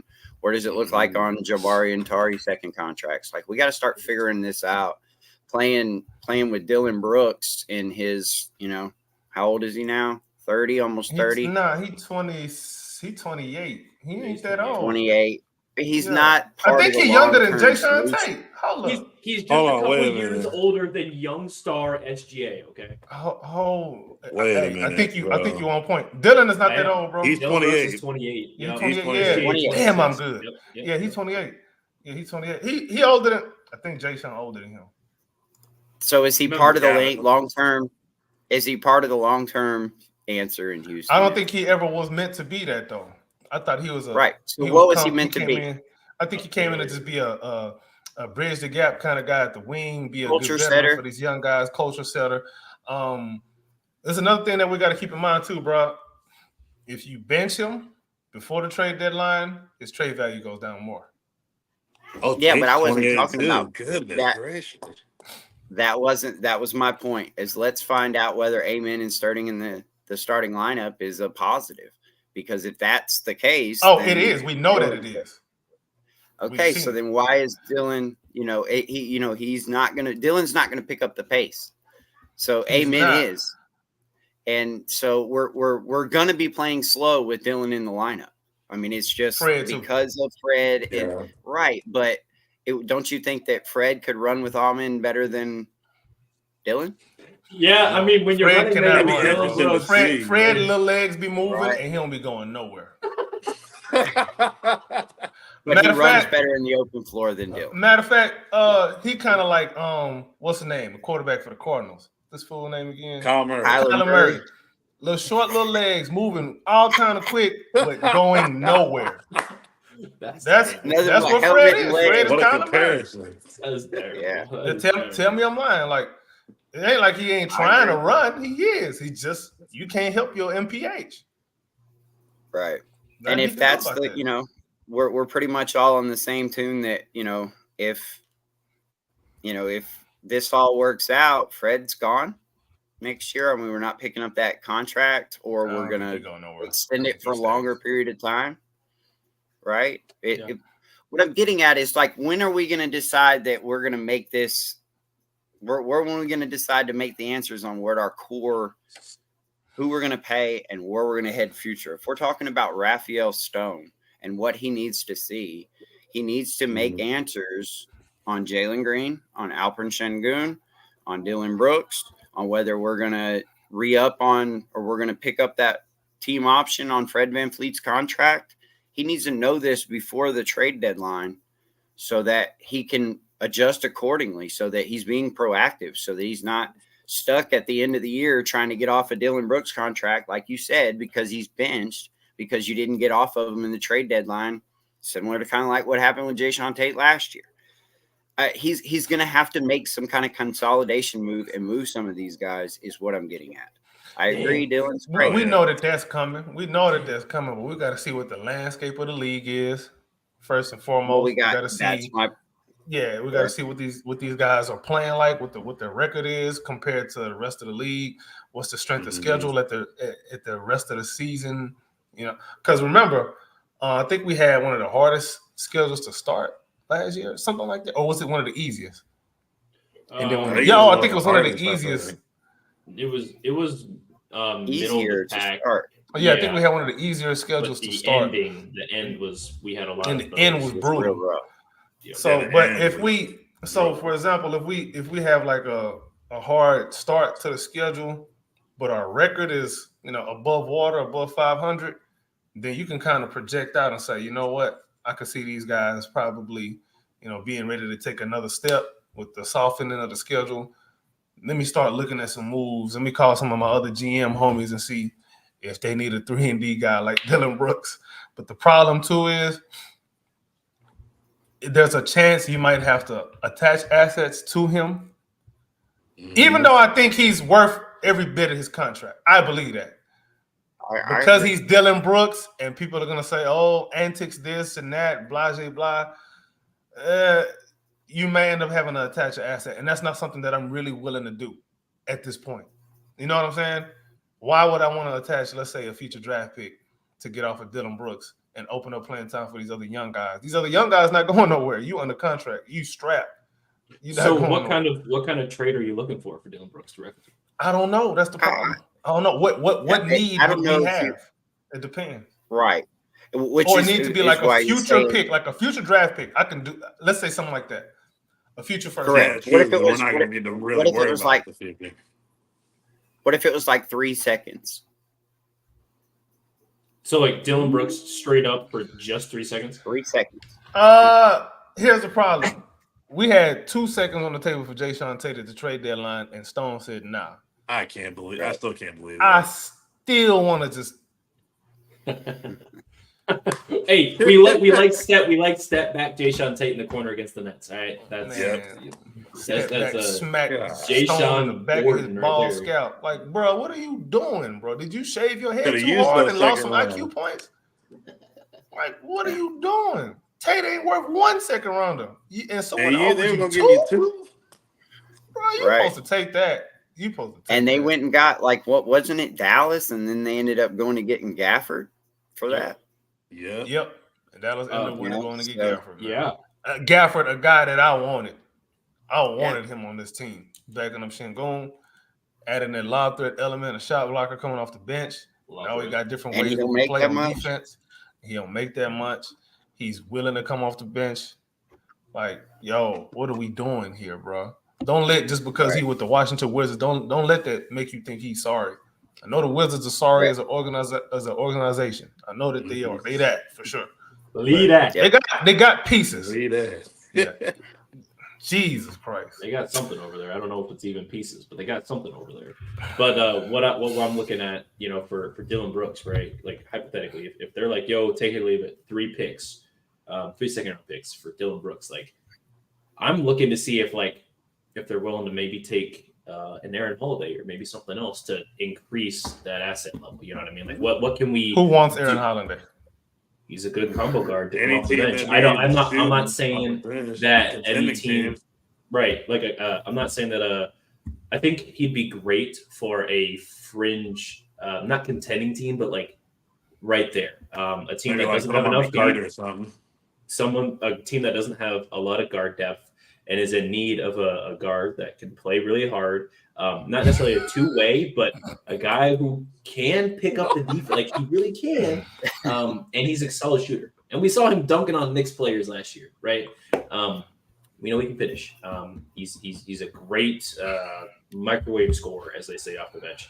And there are plenty of those. He's a great microwave scorer off the bench. Yes. And although there are plenty of those in the league, does your team have one of them? Not only that, you know what? also... Here you go. This went is to a that great. game. So This is a good answer. Aaron Holiday is a great injury filler. So if you got a guy that's injury banged up insurance, for 2 weeks, he's great injury insurance. That's it. That's really what he is. We'll probably be able to get off of him for a second round. Somebody will want him for a second round pick if, let's say, Phoenix and Tyus Jones gets banged up, only looking to miss 30 days. That's crazy. They got one point guard on their roster. Yeah. I'm not making no trades with Phoenix. I want them to suffer. You want your picks back? Give me your life and your wife. Well, hold on. Pause. Oh wait. I mean, sacrifice something to me. You want your picks back? Make your sacrifice right now. Make the deal. Jeez, dude. Oh my gosh. You gotta be an asshole. You gonna be a GM. You're right. My bad. You're right. Pretty much 100% right. It is cutthroat, very sharky. It's like a salesman. Now, I don't know. Dylan Brooks, man, it's tricky. And obviously, you want to open up minutes for Amen Thompson. You prefer Amen Thompson start? Okay. Do you prefer Amen Thompson starting over Tari Eason? Because it seems like a lot of people are, and I want you to defend that take, right? I'm not disagreeing either. A lot of people are in the boat of like, yo, Tari Eason, he does so much. why not start him if Dylan Brooks is the guy gone, right, at the 3 role? But we see with Reed Shepherd, right, taking on the direct backup role to Fred VanVleet, and I want to state direct because that's what they said. So it seems like Amen is going to be playing a lot of that 3-4 role, and then maybe some like tertiary point minutes. But I don't know. What's your take over Amen Thompson versus Tari Eason? Yeah, no, I like Amen's pace. I like Amen to pick up the pace and help Jalen start to run. Like we said last year, They got hella good chemistry together too, by the They way. do. And as a matter of fact, I think Dylan doesn't necessarily have the best offensive chemistry with a lot of guys on the team. Yeah, Really, yeah, 100%. Anybody. Yep. Maybe Fred, Right. I guess, but that's it. Amen has good 5-4. synergy with Şengün and Jalen. You need Yeah. that. So And I can see your point. I mean, and it cut. When I say trade Dylan, I'm really talking about trade Dylan in those 28, 30 minutes a game is what I'm looking at. I really want to know what I have in Tari. I really want to know what I have in Jabari at the 5. Slide Tari over to the 4. Let Amen be at the, with that super fast lineup. Let Amen be at the 3 and put Tari at the 4 and Bari at the 5 or Cam at the 3. There we go. I was just gonna ask. You didn't say nothing about Cam yet. I was waiting on it. Let Jalen run. We got to see more. Put Amen at more the Cam, point. bro. Put Amen at the point. Put Amen at the point. Reed Shepherd at the 3. Where's Reed Shepherd in all this? Oh, I think he goes good with the, he's going to be good for us in the half court, I believe. And, he's going to kind of be a better slow it down type of point guard if we're going to have one. I don't think Amen. I think he can do both. Yeah, I do too. I just think that, man, Amen Thompson, Jalen Green, Cam Whitmore, Tari Eason, Jabari Smith, a lot of speed. Yeah. If you're going for like a NASCAR lineup, That's a nice line. And then think about the size with that lineup, with Jabari at the 5 with all that length, and then Tari with all that length. Cam's pretty big and lengthy with his at the 3. No Diddy.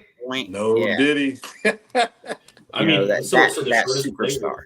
The shortest player in that lineup would be Jalen, right at 6'5", 6'6", or 6'4", whatever he's listed at these days. Yeah, I don't know. That's a death lineup right there. Especially like defensively. If Jalen locks in defensively on that lineup, I'm not going to say a lot. That low key might be a crazy lineup. You know what you do with Jalen Green? You want to lock Jalen in. Make him pick up 90 feet. Make him get the point guard and make him pick up 90 feet, and that'll really lock him in. I think that was Booker's secret sauce in the Olympics. I think when Lou made him pick up, I'm pretty sure Ty Lue make him pick up 90 feet. That locks him in. It gives him a purpose out there. And it makes him be a little more, use a little bit of that athleticism. He gets a couple breakaways or a couple steals. He'll get a good defensive stop. Because let me tell you what the biggest part of picking up full court is. A lot of people don't understand. They think people just picking up full court just for the hell of it, just to show something. No, the reason you pick up full court is because you want to make it hard. You want them to run down their shot clock so they got less time to operate by the time they get in the half court. That is why you pick up full court. You're not doing it because you think you're going to cause a turnover every time. Now, you are killing their clock. That is the point. And what happens when you got the offensive – when you're in your offensive possession, you got a short amount of time to operate. You get desperate. You start to rush your reads. You start to, do things out of 2021 Rockets. Oh boy, yeah, that. Ew, God, please don't say that again, bro. I see what you're trying to do. It's not gonna work, bro. And you also don't allow their action to be run easy to whatever side. Exactly. So if they want to run it to the right, it's not that easy anymore. Yeah. If you blow up their first action, they gotta waste more time to get to their second or third action. And again, that's where the mistakes are made. And if you got a ball hawk like Tari, you got another ball hawk like Amen, you got Reed Shepherd too. He's a ball hawk. That's 3 ball hawks. Be careful where you pass that ball because that's going to be a dunk in 3 seconds. Yep. Yeah. That's why you pick up full court. Of course, you might not do it every possession, but there's some times where you want to do that, especially if you got a team that is hella just like crazy. If they're like a fast-paced team, that's how you slow them down. So Gorman, because we're still kind of talking. I feel like we've expanded on this, but we were talking about we were really talking about what you would do with Stone, right? And you said you're looking at Dylan Brooks and maybe starting him in. But then you mentioned Jalen Green. Can you elaborate more on that? You didn't go too much in that. You just mentioned Jalen. You know? Yeah, I mean, we all know. I mean, it's consistency. I believe it's the jumper. I don't believe that had anything to do with Şengün going down last year. I believe it had everything to do with Amen being inserted in the starting lineup and Jalen having the ball in his hands, and he got into a good rhythm. And my number is 36 from 3.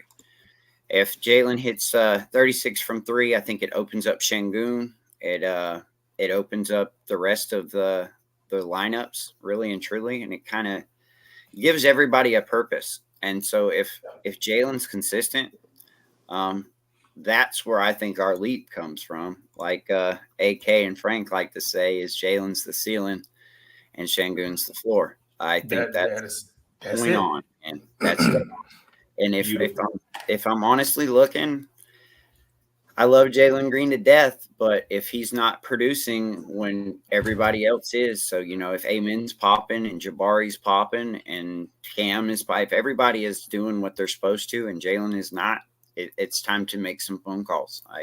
It's a business. It's a business. Yeah. And we do have a shooting guards. Well, we have a team with a shooting guard that we have all their assets, and, based on what they do to start the season, that phone call would need to be made if I'm Raphael Stone. When in the season are you making that phone call? Say he's not, like, he's had a couple, ups and downs where it's like, okay, here it is, and then it goes back down, right? A little bit roller coaster. No. How long are you? Months. Okay, so like that's fair. December, January. I mean, if I'm making the deal, I would. Look, if you're asking me, I love Jalen Green. I love the Rockets. I'm waiting until the last day of the trade deadline. I'm giving him that much time. If you're asking me, okay. But most Rocket fans and Stone, I don't think he'd wait that long. Especially if he's under 30. Nah, he can wait till the trade deadline. Especially if Phoenix is struggling to start the year, I think he'll have to strike when the iron's getting hot and see what it's going to take to get Booker. And it also depends, what is Cam doing? Is Cam not passing? Is Cam not the answer? God damn it. What are my answers? What are my answers around that? So if that's I'm looking around. I'm trying to see if I have an answer inbound and if I need to give up other pieces or, I'm looking around. This is your season to so like last season, right? That was really feel it out, right? Is that kind of what you're saying? And then this season is the hey, we're building back better. This is our we're ain't nothing to feel no more. We know what it feels like now. Is that where you're going with this? The hype's we know where it is. Okay. So pressure's on. Pressure is on. Not just on Jalen Green, but Şengün, Jabari, Amen. It's on everybody. Dylan Brooks. I'm keeping Fred off that list because Fred is his pressure is on. His pressure is on too. I mean, if he ends up providing all the spark, then he's probably looking at that. Are we going to have to pick up that option, or are we pretty much just saying no? That $40 million can be spent elsewhere. I'm at the end of the day, right? I don't know. I really look at Fred's contract, man, and I wonder if there's a way to not pick it up and see if he'd be willing to take less if we have to keep him for another season. I don't know if that's a viable option for anybody, wanting wise. But I mean, if Fred's willing to do a 2-year, 28, I don't know what we're looking at for that necessarily. 2 years and 28. He's gonna want more than that. He probably gonna want. He might. But again, how old? How old is he? 30, 34, 32? Yeah. You know what I mean? He's just about to turn 30. He almost 30. Okay, so at the end of this season, he'll be 30, 31, right? How many 6 foot 5'11" guards 30. play past 34 years old? Okay. He's gonna be 31 in February. Okay, all right. Yeah. Yeah, Mike Conley, but ain't he 6'1", and the exception to the rule. Mike Conley ain't 6'1" either. Yeah. But at the end of the day, you looking at Chris Paul, and he's not even he played for the bench for the Warriors, and thank gosh he blew them up. And then now he going to the Spurs to go get his assists up. That's all it is, Mike Conley is I don't know what Mike Conley doing, but all power to him. He's exception to the rule for sure. Is Fred going to be able to do the same thing that late in his career? He makes good money though. He makes good money right now. Yeah. I wonder what it would take to get him to stay for another season. Not necessarily as insurance, but just the culture that he's building. I feel like it's really important to keep at least one player on the roster for a few years to ensure the culture stays, but also be just that force that's like, hey guys, remember when I first came in, we were like this. We were like this. Now we need to be like this. And obviously the coach can do that. Obviously Ime can do that. But having a player on the court that could do that immediately when you can't run up to your coach and go talk to him. I just find it really important. I find Fred, one of the most important pieces I can see them keeping him for a couple of years. He's just in the leadership value, the defense, the intensity, what he can teach Reed. Is he going to be able to teach Reed everything we want him to know in 1 year? That's also something else. That ain't possible. But who knows? Are you going to scale him back? I mean, and that's the idea long term. Question would Fred, if we're looking at it, and obviously these are always ifs, if so and so hits, if this is going right, but hypothetically, if we are that 6th seed, is Fred willing to take less money because we're fighting harder? We're not 41. We're not breaking even. We're not 17 win Houston Rockets. We're the potentially 48, 49, 50 win Houston Rockets at the 5th, 6th seed. Yeah, but the tough fight there is we got to know what's the on-offs for Fred, right? Like, for sure. Is Reed able to fill those shoes and we still have a positive value there? Is Amen going to be that point guard of the future? My question is, like, if we're the 6th seed, how did we get there? How did we? Last year, you can make an argument that Fred was the best player on our team.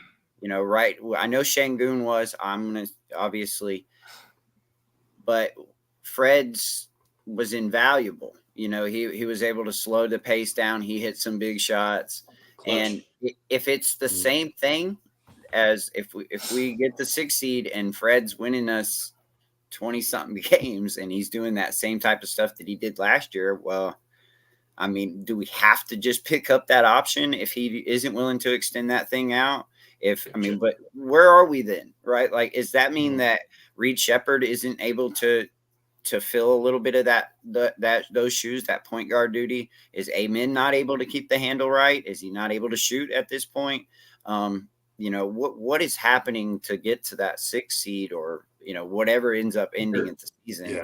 Yeah. If Fred is an intricate value and we have to extend this, as much as I hate to say that, and we need him for another year so that he can get these puppies grown up again, or continue to grow these puppies up again. I would hate for that to happen, but I think that's something we might have to re-talk about then again. Yeah. I mean, it's something definitely to consider because, like, I almost think it goes without saying, if Houston is the 10th seed or 11th seed again this year, you have to keep Fred almost immediately. I think that's invaluable right there. Something went catastrophically wrong if that's the case. But not only that, what are other players looking like? And it's just going to be really hard if we hit that 6th seed. I mean, money wise, what are we looking? Now this season, you either you pay Şengün and Jalen or one of them. That's what you have to, right? And they're looking at Cade Cunningham, who just got paid $225, right? They're looking at Franz Wagner, who got paid $225. Looking at a couple other guys who are in their class who are making the 200 plus. And I mean, no hate to Cade, right? He was injured, number 1 pick, phenomenal player, and making 225. I think that's pretty crazy. And then Franz did a lot in the playoffs. He looked really nice in the playoffs, and that's where you make your money. So what are we looking at? What are we doing? What are we looking like in the playoffs? I think that's where we're going to decide if we're paying guys at all. And hopefully we make the playoffs. Like I said, I think we're an 8th seed, and I think we end up facing either the Nuggets or the Wolves in the first round. I'm not saying we got to beat them. Just what do we look like? I'm saying we got to beat them. I I'm trying to spoil somebody's Christmas early. I would love to. I would love to. I'm not saying that we can't. I want people angry. I want people's bets to be blown up. I want their parlays screwed up. I want people upset because when the Rockets win, the other NBA fans are not happy because they know how we get. Yeah, that is true, man. I want everybody upset. There will not be peace. You named off two totally different teams there. I'd be scared to death if it's Minnesota. I'd be actually pretty excited if it's Denver. If it's Denver, I think we match up mighty well with them. Yep. Me too. As a matter of fact, I think the X factor in that series would be your man Thompson. Hey. Mm-hmm. Yep. Who's going to guard him? Because Ain't nobody I'm talking about his defense. That's where he's really going to shine because he's going to do a lot of guarding Jamal Murray. He's going to help on him. He's going to help on Jokic. Don't forget, they got Russell Westbrook over there. Yeah, they got Westbrook too. Which is another reason why we will probably win that series. His defense isn't going to scare you? Nah. How much is Westbrook really going to play? If Westbrook is playing, you know how much easier it's going to be to play defense? That's what Mike Malone said about in their introductory press conference. They were talking about how supposed to say they that wanted him for his defense late in the and game. they lost KP too. They lost their shooter to Orlando. So they did lose KP. Yeah. Wow. Yeah, think about that too. That's huge. Yep. That's actually pretty big. That puts a big chink in their armor. So what are the we Nuggets matched up well with them when it was all good. He's Anyway. gonna be True. I ain't really sweating Denver. I be honest with you. I ain't sweating Denver. I ain't sweating OKC. I ain't sweating Sacramento. Memphis. No, I'm sweating Memphis. I'm sweating Memphis. Hey, Vince got hurt. Vince Williams hurt. I don't care who's hurt. If Ja is healthy, I'm afraid. That's it. What's he gonna look like? He's gonna look like whatever you want to look like next year. Yeah, Vince Williams and J.G. Jackson are already out for the season. That's fine. Wait. I forgot. Yeah, that's true. And Vince. Oh, that's right. This I don't know if this is just me being a Ja stan, but Ja is not coming to sing kumbaya with nobody. Sure. He is coming to divide families. He's coming with a sword, and he's coming to smite. He's not coming to be nobody's friend, bro. I'm interested to see what it looks like over there with John Morant and some of the lineups and whatnot. Also, we haven't said anything. Derrick Rose, he's gone. He retired. Unfortunate. Love the guy. Derrick Rose, man. Memphis cut him. Give him his flowers. Yep. Yeah, they did. They gave him his rose, man. And, he got it right off. So I don't know what that guard rotation is looking like. Not that Derrick Rose is going to be an integral part of it necessarily. Just, you got Ja, you got Desmond Bane, you got Marcus Smart. You're not playing. I think we talked a little bit about this last time. You're probably not playing Ja, Desmond Bane, and Marcus Smart all at once. Although, yeah, they will. Yeah, I ain't got no choice. I just don't like it, man. I just don't like it. They can't rebound. I don't like onions, but sometimes it be in my food. Hey. We'll see what happens, man. And whatever Ja looks like coming back from injury. And like we said, regardless, we're going to be able to beat these guys and run them out of the gym because of our length, youth, and athleticism alone. That's going to be really interesting. A lot of guys just got done playing the Olympics. A lot of guys just got done playing overseas and whatnot, doing some of their training camps and whatnot. It's going to be interesting. It's going to be a bloodbath again this year. As long as Golden State isn't in the mix, I'm happy. Bro, we have not beat Golden State since 2020, bro. Yeah, this is the season. Ouch. Mark my words. Time to do it now. And you know who was playing? And guess what? Steph and Clay was hurt. Yeah. Be what it is. I remember watching them in Houston, and Harden was there, and Draymond was the only one they had on Christmas Day, and they still beat us. And they waxed us. That day, man. It was like Nick Young or somebody that went for like 30-something. I had to go hide in my corner in the house, man. I was upset. My wife knew to leave me alone because I just couldn't have it, bro. Just very upsetting, bro. It's one of those memes after when we lose, we go in and play my team real quick and beat the team 148-2. Yeah. Yeah. Yep. Yeah, you got to put it on easy. You got to sit everybody. Rookie. All the sliders move up. Yep. All Man. sliders moved up. I'm shooting from half court and that's going in. Yeah. I'm tired of Golden State, dog. Yeah, bro. I'm tired of them. This season. I'm tired of that whole state of California. I don't like the state, bro. They need to secede from the union, bro. I don't like them. Hey, AP, I do got a question though. How do you feel about DeMar DeRozan to the Kings? I feel like that's a sneaky acquisition for the Kings, but I don't know. I'd have to see how it looks. I feel like that is one of the least talked about acquisitions in free agency this summer. Despite him being really important to the Bulls, not that they win anywhere. It's just like he was pretty good for him. Especially that first season, he averaged like a career high 29, 28.9, something like that. Crazy. He didn't do as well his second season. So what's he going to look like? This is a year older, DeMar DeRozan.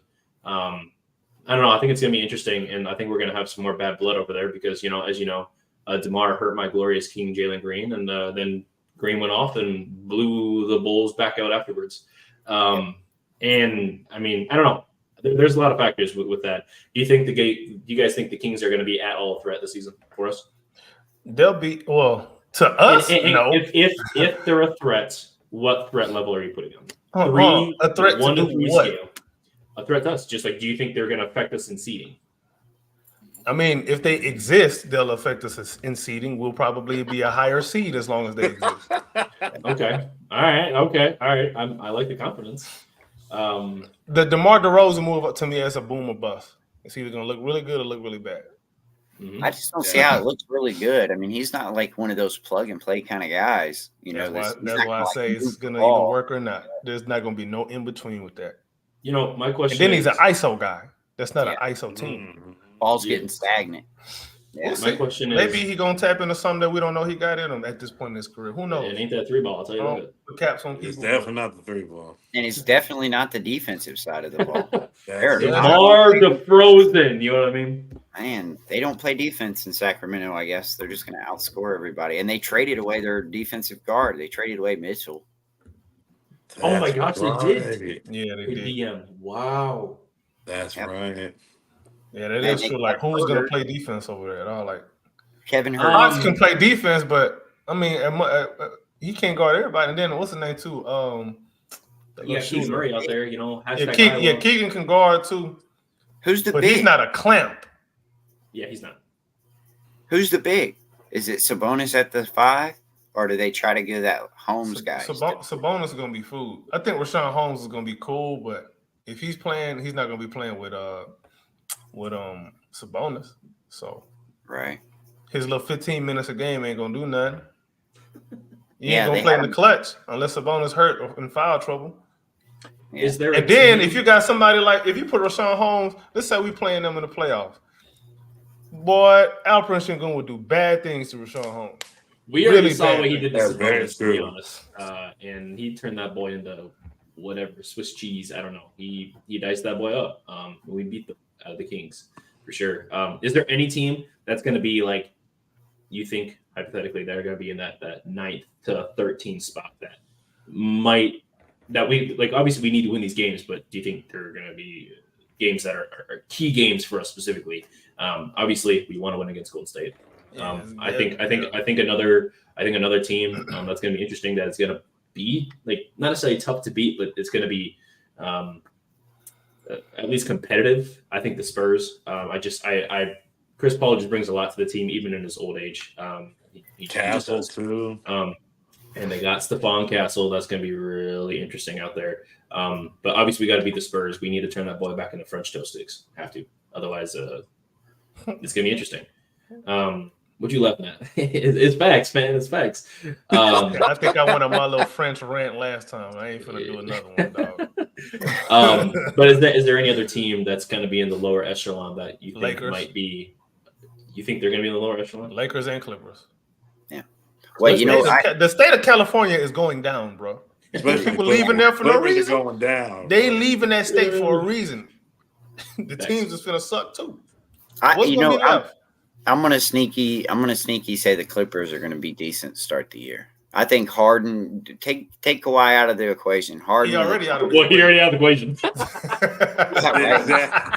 I give Harden the offense. I'll give Harden the keys to an offense and have a bunch of 3-and-D wings and a good KPJ shooters. Yeah, and some. Well, I seen in his I seen their roster the other day, on Sam Vecini's show this morning, and he wasn't on it at all. It was all They those might cut him then. lengthy 3-and-D wings and stuff, and Harden. I think that's interesting. That's going to be tough for he's going to melt some of these young teams. I just think he'll do something this year to start the year. He'll have them Clippers winning a few games. Lou will coach them up, and they'll play a little bit of D, and they'll win a few games. I don't think there'll be any kind of a threat, but I think that they'll be a good regular season team. I'll say this. Yeah. I kind of give you that because they swept us last season. They had no business sweeping us last season. I blame Jay Sean, but yeah. That did not feel good, man. That did not feel good. Nah, that foul, bro. Man, I think that's when I had it out. That's when I just was done with Jay Sean. So 13 games in. Yeah. What are you and then doing? Golden State's just a walking injury. They just signed a bunch of injury plagued guys or traded for Buddy Their Hield. roster's not that good either, man. They got a bunch of repetitive stuff, but they don't have they got a bunch of guys who can do one thing that Clay did or the other. Nobody who can do similar things all the way around. And flashes. Yeah. Buddy Hield, he can shoot, but he's not gonna guard nobody. You got DeAnthony Melton, who's an all right shooter, and he's a hell of a defender. But they also got Gary Payton the third. Is it third or second? I don't know. Gary Payton, we're just gonna call him GP3. GP3. Who else? You still got Brandon Pajemski, and we just talking about guards here, bro. This is just the guard rotation that we talking about. Before we even get to Jonathan Kuminga, before we even get to Andrew Wiggins, before we get to Moses Moody, like.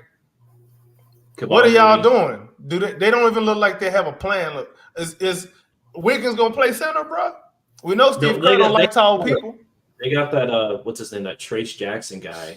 He's good. I like him. Yeah, I like him in his role. In his role. Yeah. Yes. Yeah. And here's my thing, and I said that. I believe I said this on the last one. I think it's going to end up that Curry ends up in LA. I think they're going to give him. They're going to give him the LA pick, the Lakers pick, their future pick, and they're going to send it for Curry, and they're going to send. That's going to be such a Lakers thing to do, too, dude. More ring before they're going to try to. Well, Curry, it's just so easy. It's just so easy. You send him there. You still already got the future. You kind of hand the keys over, and everybody's happy with Golden State for putting Curry and LeBron together after the Olympic stuff, and they can ride out their career the next couple of years together. That's my prediction. Miss the playoffs together. Yes, sir. That's my prediction that they'll ship Curry to LA for the end of the year. All right, Clips Gorman. I'll be sure everyone clips that right there. You need to clip that yourself and make sure you pin that on your profile and see what happens. You willing? You gonna do that? I want you to do that, bro. Clip your part and pin that to your profile. Now. So we talked about a couple teams. I'm interested because Lakers. I mean, they had Anthony Davis and LeBron play in the Olympics. The last time they played real deep like this and then came back the next season, that was where they played in the finals during the bubble and then came back in that late season. And they were bad for a while there. They were injury prone left and right. And then they got to the playoffs. And yes, they lost to the Suns in 6. Regardless of how it happened, they still got injured. Anthony Davis especially. And that's when Anthony day-to-day Davis jokes really started taking off. And it's just, is this something that's inevitable for this team? Because Anthony Davis last year just played a career high in games played. You know why, right? Man, he did that on purpose because he needed to play that 65-game threshold so he can win awards. That's why. That boy don't be wanting to play. I broke my toenail, man. I can't play. My girlfriend cussed me out. My feelings hurt. We out. I'm coughing too hard back there, and my lungs feel a little, But I don't know. It's going to be interesting. Put his socks on too hard, he gonna sprain his ankle. I ain't never seen nobody that weak. Tie his shoes a little too tight, man. It's over. Man, so just be careful. I don't know. It's braid his hair. He gonna get a concussion. Come on, bro. It's gonna be tough. It's gonna be tough. But do we think that they're gonna be even threat to us specifically? Because although what we do, we split last year. Yeah, that'll be a threat to us. I'll keep it a buck. I mean, Well- the matchup is going to be somewhat of a problem for us if Anthony Davis has to play in order for it to be a matchup problem. If it's Yeah. just LeBron out there, I'm just going to assume that they'll be healthy by the time we get to play. Because if they make the playoffs, I'm going to assume they're healthy because that's the only way sure. they make the playoffs. For sure. You know, AD will be a problem. Jared Vanderbilt will be a problem, blowing up every offensive action we have. LeBron is LeBron. I don't need to go too deep into that. Austin Reeves, he's gonna do what he do. He's solid. I don't know what D'Angelo's gonna Rui do. Hachimura.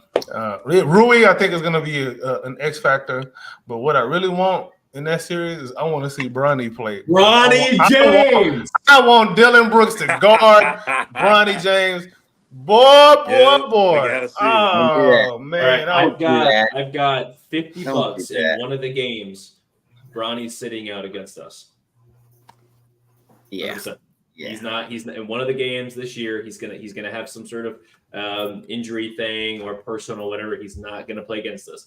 He's gonna play, and when Ime sees Bronny James out there, do you know what he's gonna do for Dylan Brooks? He's gonna say, "Hey, Dylan, Get in the game, yo. Dylan, hey, yo, superstar Dylan." Dylan gonna be staring at him before the game starts. Oh yeah, that's Yeah. Ooh, we gonna be staring at him before the game start, man. They gonna have that all over ESPN. That thing gonna go viral. Dude, the storylines are gonna go crazy. Dylan Brooks versus Bronny James. I can see it now, dude. But also, if Bronny as much as scores on Dylan just one time, that is gonna just be the talk of the entire league, bro. the rest of the season. Yeah, It's either gonna be really good for Houston or really, really bad for Dylan Brooks, and there's no in between. No in between. Yeah, I you don't know, think, Dylan JJ made us run to be in foul trouble that game anyway. You know they like to call fouls on Dylan Brooks whenever you play LeBron. every And time. some fouls, baby, every all time. the time. So we know what time it is on that end. We know they got referees on Clutch Sports signed to them. We ain't gonna go there though. JJ said on Low Post the other day that Bronny was that their G League is in the same gym. It's like pretty much right next door. So he sees them as like this long-term development kind of guy, and then he'll probably be kind of like right next to the team and still be in the G League. So It'll be interesting. be around, and I mean we're just giving JJ the, it's all going to be good kind of thing. He's never coached before, and he's never coached in LA. No, he coached a Pee Wee team. Hey man, that kind of hurts because my last time coaching a basketball team was my 4th grade son's team, just like him. So I was kind of hoping I'd get a phone call. I'm hoping so too. Hell, we'll have an insider. Yes, You sir. saying that ain't happening? It can. Yeah. Anything is possible. Hey, man, we can still make that happen. Your dreams ain't dead, bro. It ain't We got a dead. nice practice facility too, brand new. Hey, That thing sure look did. nice. Sure did. Nah, I want you to go coach the Lakers so you can sabotage them, bro. That's what I need. I'll do it. I'll do it. I'll coach him. If we gotta bribe you, a little bit, we'll do it. Yeah. Look at I'm all about that Brian, corruption, start. bro. He Make look the at crazy he's shit as smiling. possible. We ain't gotta corrupt nothing. He like, yeah, I already know. Hey, He said, man. "Yeah, over there, I already know. I We am win all in corruption, 9 bro. games And the whole LeBron. season. Rob and LeBron. They would. Don't worry. I got it. Bronny will start. Point guard.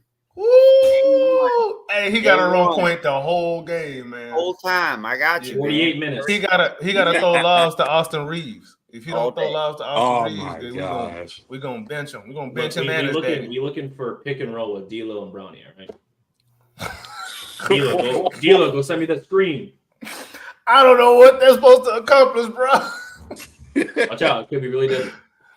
Oh Yeah, I mean, man, I just dog. don't see it. I don't see their offense. I mean, I see their offense being decent, but I just don't see how they can guard anybody in LA. I just don't. I don't think it's going to be like I said in the last one. I think the Hollywood opposite. Lakers.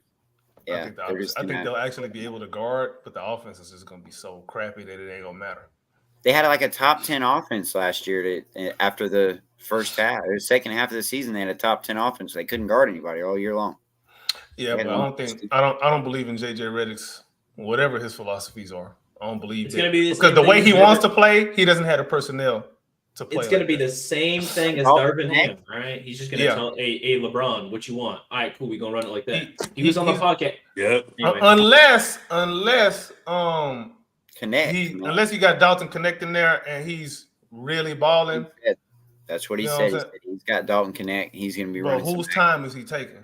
And is Dalton Connect going to play over Bronny? I don't think Bronny's going to be on. Like I said, I think he's going to be like on the G League team. And since it's so close to LA, he's hoping that that's going to See, if that happens, LeBron is going to fire JJ Redick. Yep. I want to start next to my son this season. Yeah. It's going to happen. Yeah. And they're going to talk about it on ESPN for a month.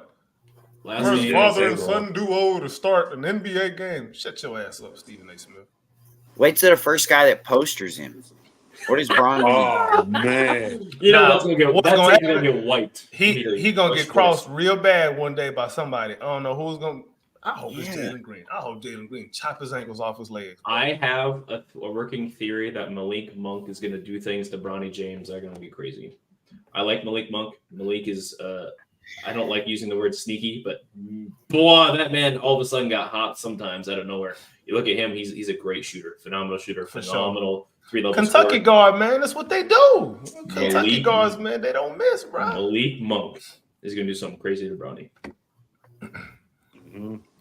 I feel it. I think Bronny gonna have a target on his back. Like as soon as he get in the game, everybody's gonna be looking at. They're gonna be looking at him like he's the number one pick. They're gonna be looking at him. Oh like, hell yeah, because he's getting coverage like a number one pick. Yeah. He got more coverage than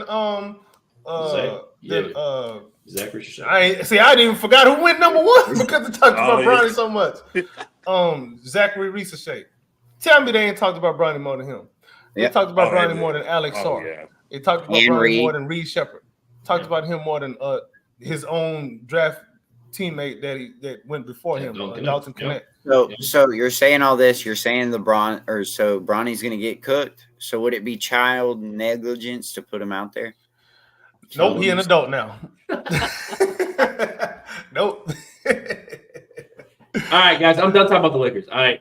Is there any other teams that are going to be in the lower echelon that might surprise us or might pose quite a challenge? I'm going to say ding, ding, ding, Utah.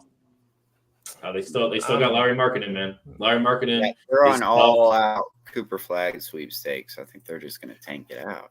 I hope so. Yeah, and that's the perfect place for Cooper Flag to go. I'm not going to go into why. I think we all understand this. Yeah. I don't know. Utah hasn't the last 2 years. They haven't truly tanked until towards the end. They still won 32 games. They're going to tank. Tanking. You know what I mean? I'm not saying that they're not going to want to tank. I have a feeling that they might be more competitive than what we want them to be facing Houston. They'll always be. They're always competitive, though. Like they're never really a slouch of a team. Even when they suck, they put up a fight. Agreed. Yeah, agreed. Which is why I'm naming them in one of the teams. Yeah, Kevin. You want to talk about a team that could be fighting back and forth for position? Was I say the Pelicans because they still got question marks. And Zion could stay healthy.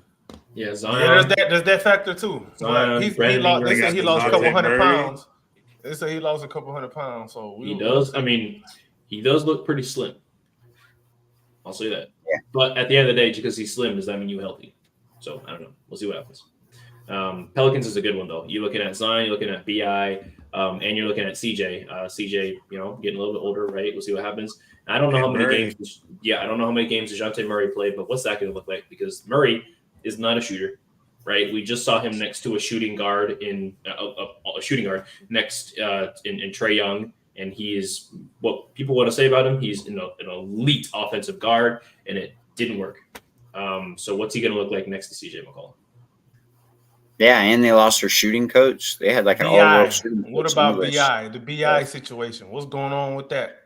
Boy, they got a turmoil going on over there, man. He looks. It's a ticking time bomb waiting to happen. Yeah, he looked pissed. That boy looked. He's on a mission. He on that James Harden. Is anybody over on the Pelicans? Are you looking at any of those players? Maybe a Herb Jones kind of guy. I don't know. They're probably not willing to move from that. But is there anybody over there where you're like they might be nice as a 8th or 9th man on the team? My somebody favorite player. Zion. My favorite sneaky good player is Trey Murphy III. It man can shoot it, he can defend it, and he can dribble and play. He's like one of the best pick and roll ball handlers in the league, but he only does it so minimal. Yeah, I like Trey Murphy. He still needs to get paid, but I'm gonna throw something at you. I'm glad you brought that up. I'm gonna throw something at you. Yeah. Are you ready? Let's hear it. Yeah. All right. Trey Murphy for Cam Whitmore. Would you do it? Yes. Straight up? Yep. Oh, You do it. Yeah. Well, I think I should leave before I feel the fire. Damn. Yeah. The reason I ask is because Cam Whitmore. that's a plausible move. I don't think I'd do it, but that's something that's plausible, bro. Can you defend your take at least? I want to know what's your pros and cons. Please.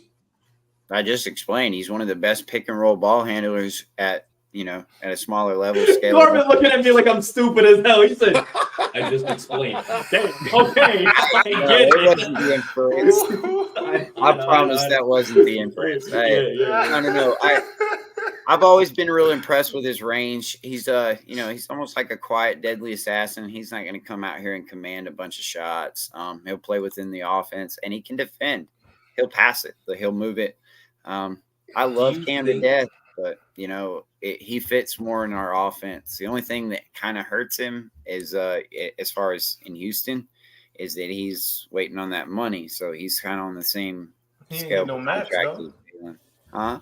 He ain't get no max. They're not gonna max. Yeah, but he's on the same years as Jalen. Yeah. You'd have to shoot Dylan. Dylan would have to go, and you couldn't pick up Murphy's option. And now you couldn't pick up Fred VanVleet's option. And then now we have to start talking about Tari and Jabari extensions being under 20. So looking at that's another reason why I wouldn't even do that move. I'd rather just keep Cam. Looking at it like that. Is Cam Whitmore going to be asking for more money than Trey Murphy? If Cam Whitmore hits, you goddamn right. Okay. Oh yeah. If this is all if, right? But we're looking at today, right now, right? As Cam Whitmore's projection, as he's been, right? I mean, he's a scorer, but we, again, like I've said the entire time, we've talked about Cam Whitmore the least on every show. And it's no disrespect to Cam. It's just really interesting how that's playing out, turning out. Is he the guy we're expecting that's like, if he leaves? So let me bring something up to you. One of the best per 36 guys on the Oklahoma City Thunder is a guy named by the name of Isaiah Joe. Mm-hmm. He's a lights out shooter. Man, he shoots over the top of people. He moves the ball. He can play decent defense for his size. He's a great guy. Shoot that thing, boy. Go look at Isaiah Joe's contract. You know why Isaiah Joe doesn't make a lot of money? It's because Isaiah Joe doesn't play but a certain about 20 minutes a game. When you have so many different people out there and he only takes a few shots a game, like, for instance, in this one is Cam. Cam's, like I think, said before that he's going to have, games where he plays 8, some games where he plays 5 minutes when he's just not on, 0 for 3. And then there's going to be some games when he's 8 for 11 and he plays 25 minutes. He's just kind of a microwave scorer, like you said, and he likes to go. And if he's hot, how do you take him out? Tell me you're going to take him out. So, yes. I love Cam Whitmore. I do not think that he's going to ask for a lot of money so long as he is not taking a lot of shots and so long as he's not getting a lot of minutes. I think how he works these rotations and how many minutes and shots these guys get are all going to depend on how much money they ask for. So it's all on Ime. It depends on how many times he puts Cam out there. And do you think with Ime's everybody eats offense that might offset some players' numbers, maybe making them look not necessarily less valuable, but not to what they actually are? Do you think like they're not going to look as skillful or as good as what they truly are because of the role that they're playing under Ime's everybody eats offense? I'll say this about that: everybody eats offense. The star players eat a little less, but the role players eat more. Correct. Mm-hmm. So you may end up. Well, who are the star players? You know what I mean? We haven't even figured that out yet. Yeah, but I mean in general, like the theory behind that is that, like, you remember the Kings back in the day with Rick Adelman used to run a similar type of everybody eats offense. Well, right, we saw with Tatum and Brown, but I mean Tatum still that season Tatum averaged 30. You know what I mean? I think I just Yeah, but Tatum was in his Hold on, prime. what? Tatum just got into. Hold on, you say, Did bro? y'all What just see the happened? breaking news that just hit Twitter, or am I tripping? What Hold happened? on, bro. But I just Do saw we that have Karl some? Anthony Towns just got traded to the Knicks. Hold on, wait, What? wait. I just saw that Hold pop on, up on my screen. wait. Let me hit that explore button. Dog. Check Hey, that, share bro. screen. Breaking I news. just We got. saw it. Yeah, you gotta, bro. Yeah, you gotta show your screen on that. For One. Randall, who They're went? nearing don't a know deal. who. They're nearing a deal. Hold Yeah. on, dog. Wait. Why Yeah, am I somebody not told me I seeing it? can't jump off of here. I just saw the notification pop up. Hey, Hey, if hey. Minnesota is going to ruin Wow. Anthony Edwards, man. If they went and got Randall, Hold on, I think I dog. can share screen right here. You want to give me I a second? can't Yeah. believe that. If you can Yeah. pull it So up, bro. Cat's going to Yeah. the Knicks. Shams, now? yeah, Shams just shared it. Cat just tweeted out 3 dots. Oh, breaking news on the Rockets round robin. Not even about the Rockets. Dog. Wow. Guys. I hope they do it because I can't that's a believe it, bad bro. fit. They ain't gonna have no spacing. Wow. They're gonna be easier to guard. I hope they pull that off. I want to know Please, what the Lord trade Jesus. is. That's what I'm curious to see. What you know what the this full is? deal This is that second apron they're so scared of because they're running right at it. Minnesota has no choice with all those So the guys. Knicks are trying to AK, go you wanna full put up in. my share screen? I can't put it up. You got. Oh, you can't pull it up. Hold on, I can't. So the Hey, Knicks are trying to go The full Knicks in. don't have or any. The that's Knicks don't it. have any picks. The Knicks don't They have any picks. don't. Minnesota doesn't have any picks. Hold on, I Minnesota, can't. they're going to run out. Well, the only Anthony thing I think they could have Edwards. done is they traded Randall and maybe a couple Bogdanovich. jabs in there, but It says that they're nearing a package for Cat centered around Dante DiVincenzo. what? Oh, That's per Shams, bro. real quick. Wow. Hey, President, how I let you share the screen? Because they ain't gonna. Hold on I'm a sharing. I'm minute. sharing the screen right now. You just got to go down and then hit add to the. I thought McKill wanted to go You to should the see- Knicks. Oh, I'm because tripping. of I see the it, bench man. shit. I'm Are you high. sure? There we go. Yo, Dog. what? Yeah. Breaking news on the Rockets round robin. Julius The Knicks- Randle and that's- DiVincenzo. The Knicks are wearing crazy. a package to send. Oh, the full details just dropped. New on York Legion winning that. Hoops. New York Hey. won that move. New York won that trade. So go to And Legion Minnesota Hoops. lost. They're not going to be as good. Oh, I love it.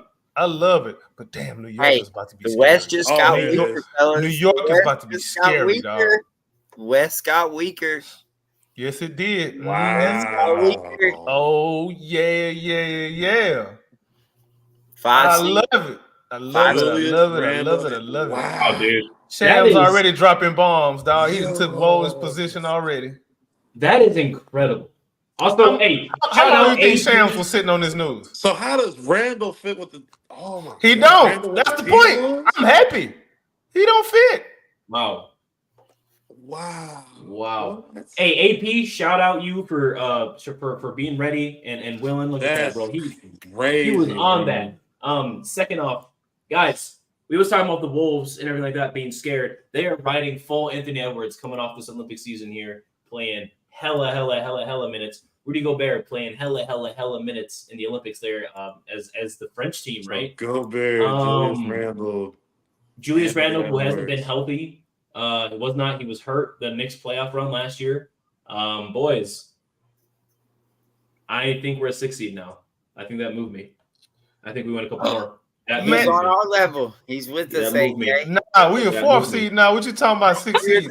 We a fourth seed now. Fourth seed That now, moved bro. me. That moved me. Yeah. Hey, wasn't they in our tournament too? In our in-season I tournament? think so. Yeah. Aren't they in the World Cup? Yeah, the World Cup too? Well, Hey. we're playing Clippers, Portland. It might be the Wolves. They're Oh my in there. goodness. I'm pretty sure they're in there, man. I'm pretty sure You they're in are right. Yeah. That Oh my is goodness. crazy, bro. What a Guys, trade. we might be able to win out in the tournament cup this year and go on to the final bracket. Guys, everything is looking up, Houston. Thank you. Boy. I thought for a second that somebody on the Rockets got moved. I was about to say, but this is even better. Yeah. This AP, is- bro said, Now, I'll be y'all honest. see the news on Twitter. I was like, yo, did Jellinger get traded? I'm about to lose my I'll be honest with you. I'll be completely honest with you. When I fear Minnesota, I don't fear Cat that much. I fear more of Gobert's defense and Anthony Edwards. Yeah, Dude, but Cat's spacing makes a lot of was their the- offense work. the against space- them. I'm not. He was that Jabari role. Like, think about it. Conversation. Yeah. He did the Jabari shit, right? Playing the secondary center, getting them rebounds and whatnot. Being Cat's been there his whole season. He's done nothing but love for Minnesota, and they just But we got And they just shipped them out, bro. Jaden McDaniels. Well, they had a lot of money. They had They had to trade somebody. Yeah. Remember, last season, everybody was talking about they have to trade Cat until Cat played well in the playoffs. Then they stopped talking about it immediately. Incredible how that works. Incredible how that works. For Julius Randle, Dante DiVincenzo, they got a little depth with Dante, but I mean, Dante, you're looking at Dante for because like Randle right? You're looking at Dante as your main trade piece for Cat. Wow. That's the full trade. That's crazy. And they don't have picks. The New York Knicks don't have picks to trade. So, like, The Knicks are trying I to think. love it. I love So it. Can't- the Knicks gonna must ask think Cat's the Knicks answer gonna to ask get them that. in the East. So now that's gonna put pressure on some of them Eastern Conference teams. Philadelphia, Carl Anthony Towns Milwaukee. and Embiid. Oh, first round is gonna feed families. Oh, they cooked. Yeah, oh my gosh. them top playoffs three gonna be teams in the crazy. East. Yeah, that's gonna be a problem. Well, and Boston too, defending champ. Boston, man, that's gonna be a nice. Nah, the playoff. Knicks, they're not going to the finals. They still ain't going to the finals. But it is going to be a really fun matchup. Embiid versus Cat is going to be so phenomenal. Wow. The NBA fan in me is so hyped right now. But also super sad. Yeah. I wonder what Will and Brandon and them are thinking about this right now. Oh my gosh. Hold on, Will is not happy. I'll tell you that. He's not saying good things right now. Hold on, what happened? What I missed? Just about Cat getting traded and all that. Will tweeted out. Rockets season will be better than the Timberwolves. Just when you thought the season was over. Will said that we're going to be better than the Timberwolves. boy. Yeah, I seen it. Wow. Yeah, Vincini's even asking questions. Wow. I love it, bro. I Finally, we Knicks didn't have the made most the boring biggest off trade season, and now it's starting to just pick up picked right before training camp. Media day and all that. Yeah. All right, Wow. now we kind of talked about it a little bit how this affects the Rockets, just a little bit, but I'm curious how we match up with them now. Now, what does the games look like? Bro, they don't have a shooting big. It doesn't matter. You're playing. No, they still got Randall. Jamie Davis. Randall ain't shooting the three like that. He had one good three Nas shooting Reed. Yeah, season. Randall. Nas can't Reed, shoot yeah. the ball Yeah, you got like Nas that. Reed. Yeah. Randall is starting. I got a feeling. Yeah, Randall gonna start. Yeah. But see, what makes Minnesota kind of dangerous is sometimes they could throw Cat at the 5. Are you okay with throwing Randall at the 5? No. Knowing that he really can't Nope. space like that. Not that he Oh, can't he shoot the did 3, good but Randall Cat, down you there. gotta guard Cat. You Have to. now have 2 6'8" guys on the court. If you're playing Reed and Randall at the same time, right? As you're like switching whoever's playing center, you got 2 6'8" guys. The Knicks are about to do it. Now their Dude. rebounding might get a little bit better too, because Drew Randall will rebound. It's something that he's going to do. Yeah. The Knicks were about to do it after Mitchell Robinson got hurt. They were about to run Randall hard at the 5. So I mean, had to do it. We're He's gonna- about to. Now, how comfortable would they be doing that? Knowing, so now that puts a lot more pressure on Gobert now. Well, Gobert plays. Oh yeah. He's that's still what going I'm to be saying. elite Like defensively. he has to be better because the options are not there. You can't Nas Reed, switch. Jason any McDaniels, not- one. options. Cool. Put Nas I like Reed. And Put Jaden Nas. Yeah. I like that option. I don't know, man. It's like- Well, they might be a little bit more switchable now, possibly. Very switchable. That's five switchable. So that's probably what they was going And for. can rebound and can defend. I can see what they was going for there a little bit then. their offense took a hit. At the end of the They day. have Their to get out of defense the was money. They don't beat Denver though. Guys, now Wow. they can guard and shoot. Now Conley doesn't have to be on the floor to be the point guard. They got DiVincenzo and what's his name to play the guard position. McDaniels at the And Randall can pass out of that high post. Ray pass. They got a good they got a good deal. It's So, actually a better deal than y'all thought. but I'm looking at it. It might be a little bit better deal than we thought, but we still 4th seed now. I don't Yeah, care. because Randall can't guard Şengün. No, How many Şengün games would kill him in to the play? paint. 3, I think, this year. If the in season, we'll play 5. If we play him on the in season, we'll play him 5 this year. I'm saying, how many games is Randall going to play, bro? I Oh mean, yeah, because he be getting hurt. He's hurt. a lot. He be getting hurt. At least with Cat, you got it consistency, right? You got the dude who Yeah, he's that's not true. getting you. He's not 15 rebounds, true, but he getting you 9 rebounds, average defense, and elite shooting. One of the top 3 best 6'11" shooters of all time. Almost near career 40% 3-point percentage his entire career, even when Minnesota was bad. He's had a year where he shot 42%. Man, and you saw what he did to the Suns. Anthony Edwards said, Cat is the X factor. Guess what Cat did? I never seen Cat act like that. Ever. I don't know. How did the Knicks pay for this? I don't know. They must I know don't something. care. I just hope they. How did they get this trade? Right. I don't. That's their problem. Bro, They were talking about this for the drop last 24 full- hours.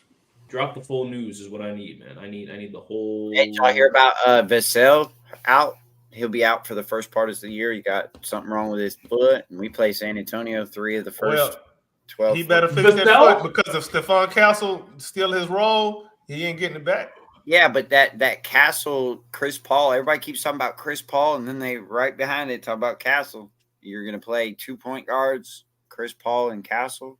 They was gonna play different. How tall is Castle? Does anybody know? He's tall. He's He's 6'5". like 5, yeah. Oh, okay. Yeah, My 6'5". bad. I'll shut up. My bad. It's not about this. I mean, he can play defense, but you can't really play him off ball. He can't play off ball at all. So you have to put the ball in his hands, and Chris Paul plays off ball. Is Chris Paul starting? Yeah. Yeah. Who's gonna start over?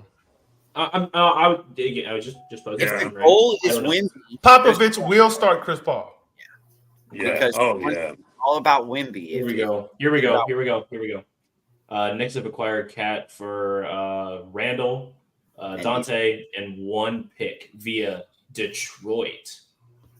Yeah, A pick? Huh. that Bogdanovich Boy, deal. Minnesota, they just Wow. they added a pick to that. No. They got a pick. Oh, they got a pick. I'm about to say. Yeah. So What did the Knicks get the damn Detroit pick from? I thought that was pickless. no, they had the first round pick from when they gave away not Boyd. God, They got Bogdanovich in that deal with the Grimes and the Yes. and all that. thank you. Oh, yeah. I couldn't remember the name. Thank you. Pistons was stupid for that too. But it's the Pistons. Okay, Pistons well, they at least since they got that first round pick, they need to flip that and something to if they can flip that first and something else into anything. Wolves, I think it's an even trade there. I just don't see. I don't see it. You said they got DiVincenzo. They got a DiVincenzo, good Randall, Randall, and who else? You got a good team. And, okay. Because I'm thinking about Rob Dillingham because he got to get some time at some at point. guard position. DiVincenzo can play off ball. He's a good Yeah. player. So Dante used to play the 3 for the longest time. He was a 1, 2, and 3 for the I think Milwaukee Bucks for a while there, and he floored in that role. Okay, so quick Wolves pod real quick. I'm interested in what their starting lineup looks like. it's Are gonna they starting be Julius? Are they starting Nas? Because I feel like Nas is way too valuable coming off the bench, and I they feel starting. like They Julius. starting Julius. Yeah, they have to. Yeah. They're gonna Um, start Start Julius. Julius. So Where but it then- gets interesting is when they go to the bench. Well, I mean, Dante was a starter, a very important starter to the Knicks, and now they got Jay McDaniels on the Wolves, who just got paid. So you're moving Dante. He coming off the And- bench. Yeah, It'll be him, Nas, and Rob Dillingham coming off the bench. Damn. So how deep is this team? Mm, Pretty deep. they lost That's- slow mo. Yeah. So They lost who is very important to what they were doing. They still got that ball guy.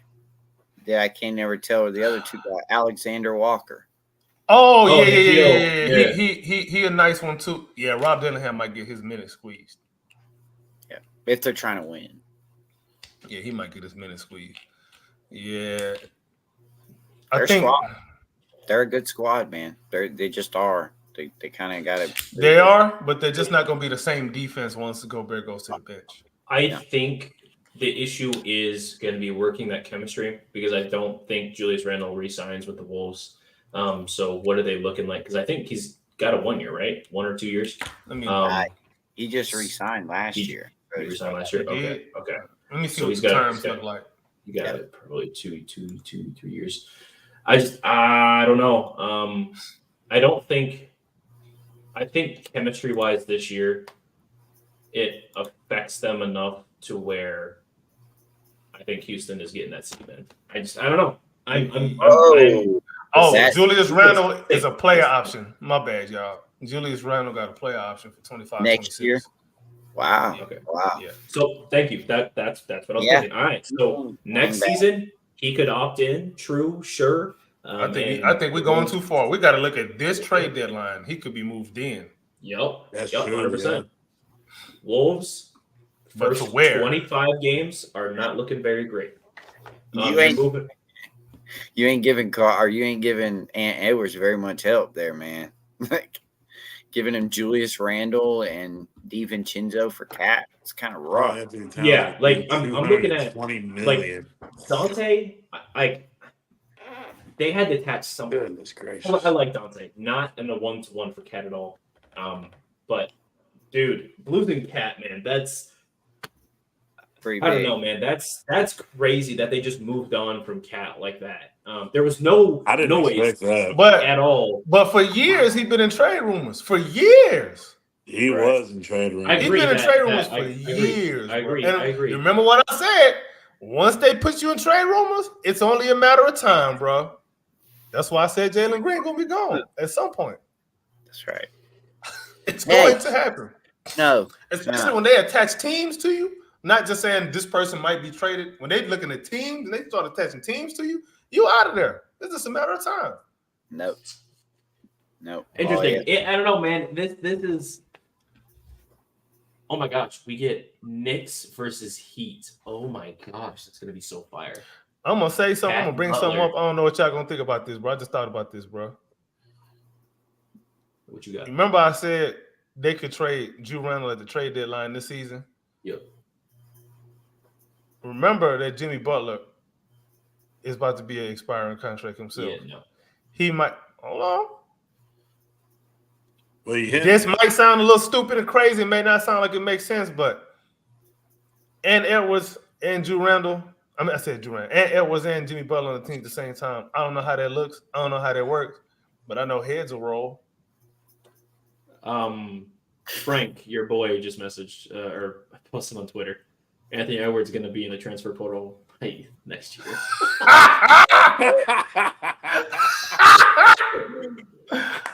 Hey, Shout out Frank, man. F Tank, bro. Follow him. For that one, boy. Who's got the most assets to go make a deal like that? Dude. How many assets you need? Hey, who has the most assets to go make a deal for Ant Edwards and the most talent, young For talent? Ant Edwards or for Hey, Gorman, I like what we saying. You said for Ant Edwards, you know that ain't happening.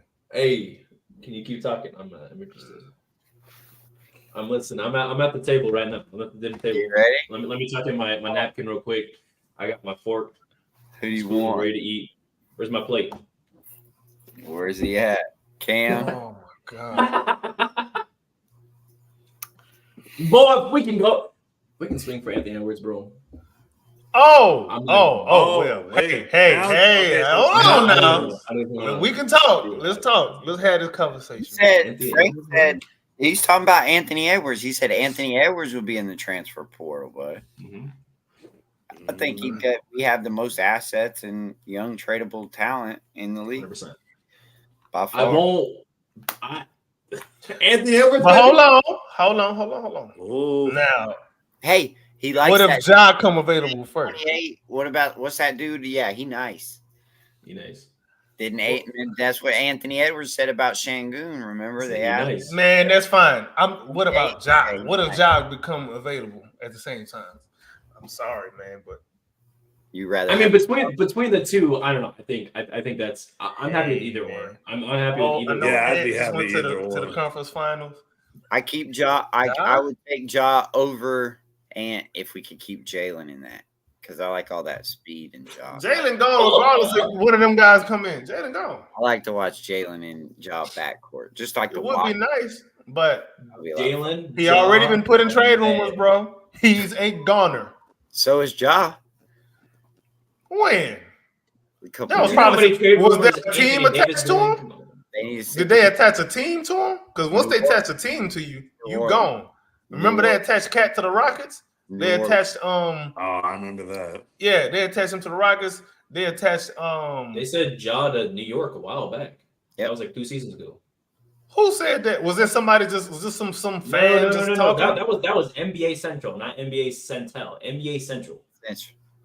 They ain't the ones Yeah. breaking news. That's an aggregate account. They just No, man. aggregating what somebody else say. I No, wonder man. what it was. I wonder if I can find it. Come on, man. Come on, man. So Yeah, that's man. okay. So this is the first year of Cat's contract, the 220 Supermax he signed. Mm-hmm. That's a 49.3 Dude, cap. can we look at the Knicks this payroll year. right now? Might not be Oh. able. Their cap is Spot track might Knicks shut is gone. That cap is out of there. down Ananobi to a max, y'all. Yeah, Oh, that yeah. too. Yeah, I don't know what Cat. bank they gonna rob or what country's treasury they gonna rob, but yeah, they're gonna have Mikal to pay Bridges, a lot he's of got money. a nice contract too. You guys ready for these numbers here? Oh, Shoot. Okay, so starting out with Cat, the most 220, right? yeah. OG Anunoby 212, Jalen Brunson at 156, Mikal Bridges 90, 91, Josh Hart 81, Mitchell Robinson 60. That is 7 players. I'm Bro, surprised he you're- wasn't attached in that trade. Mitchell They ain't got no Bro. bench. They They ain't got no bench outside of Josh Hart. Precious Achua, Yeah, him I thought too. he was a free agent though. Jericho Sims, I thought they released him. Hey man, Miles McBride, watch out. Jericho Sims. Man, that man couldn't get in the rotation in the playoffs. He should've been Hey, playing. watch out, Landry Shamet. All right, bro. I Damn it. forgot Marcus that you they got got Morris him, Senior. too. You got it, bro. Don't they got Bogdanovic? I don't see no Bogdanovich on here.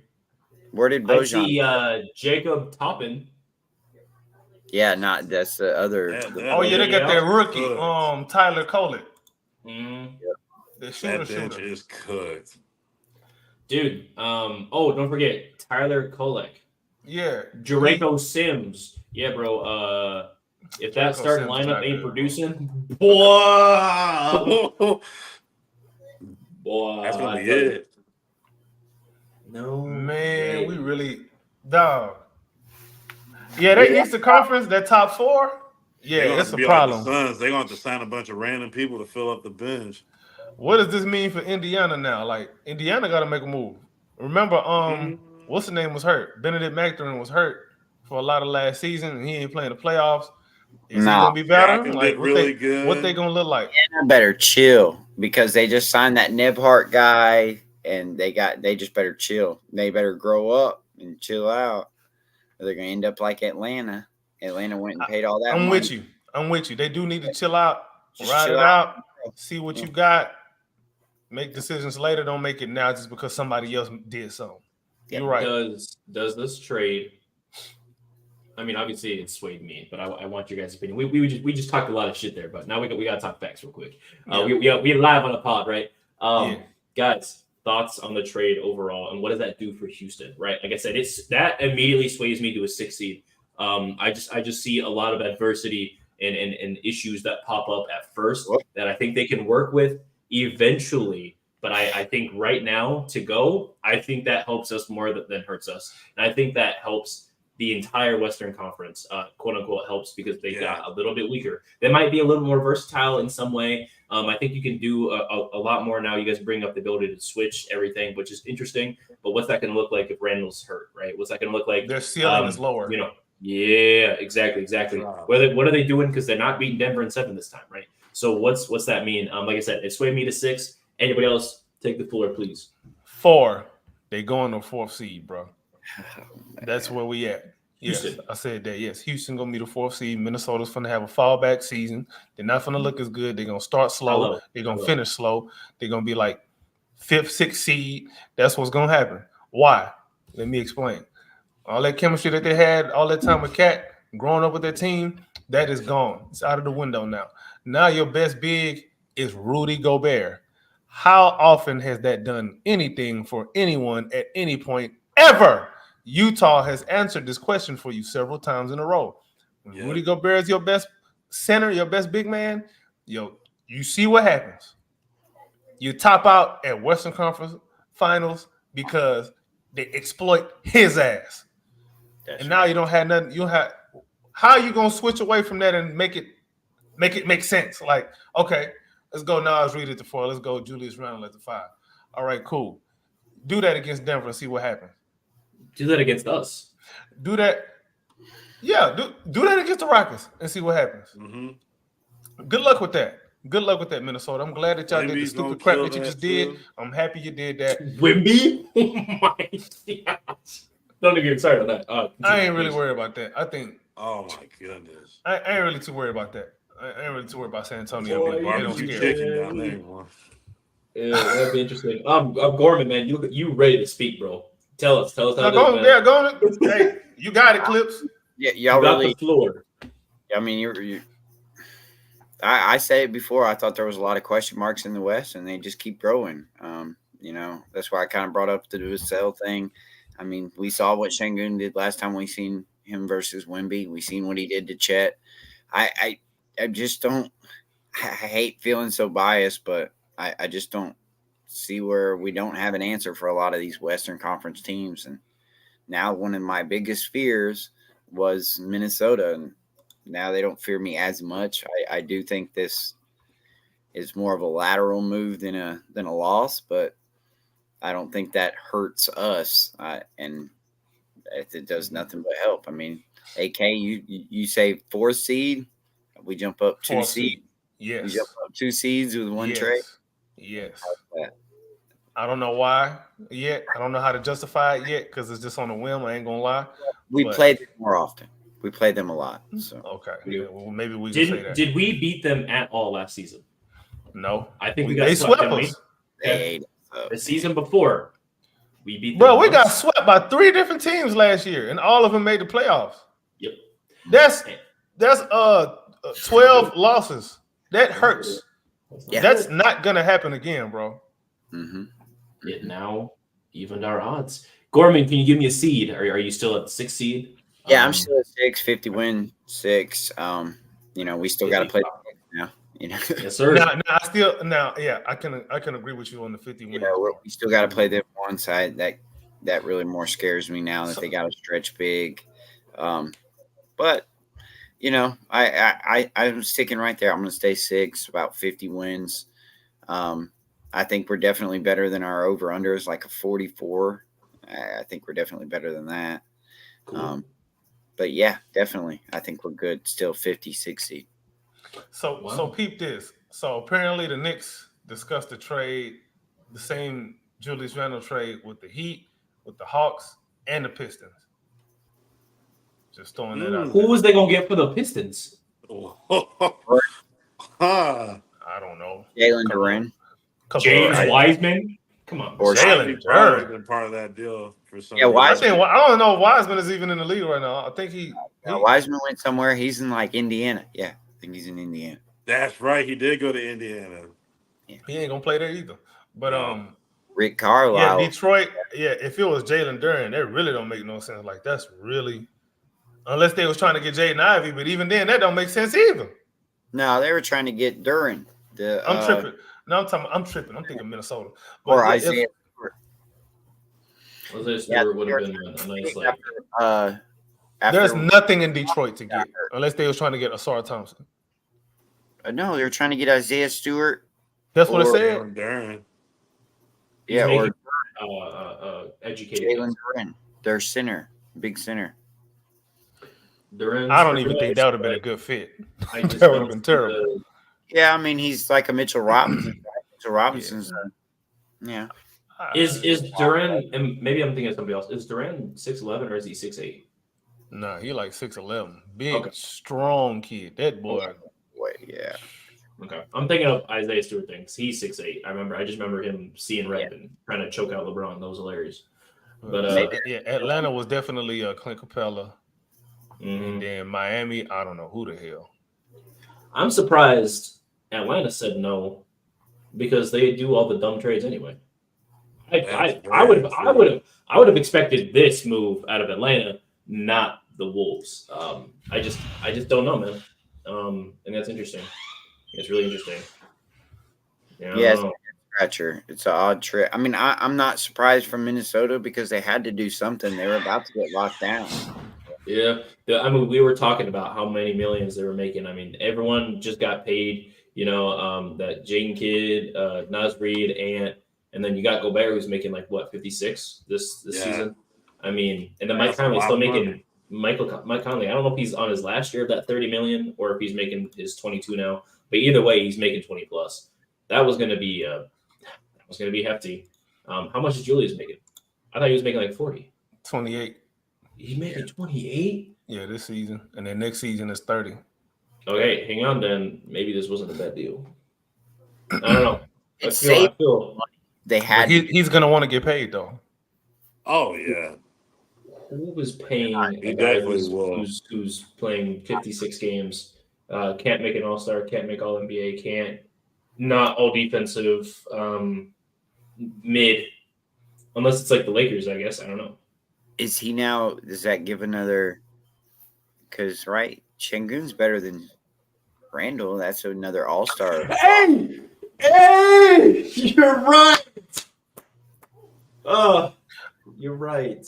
I'm gonna say something probably gonna piss people off. He's not better than Julius Randle yet, but he's on a upward trajectory to be better. I project him to be better than him this season. He's not better yet. You still gotta prove that.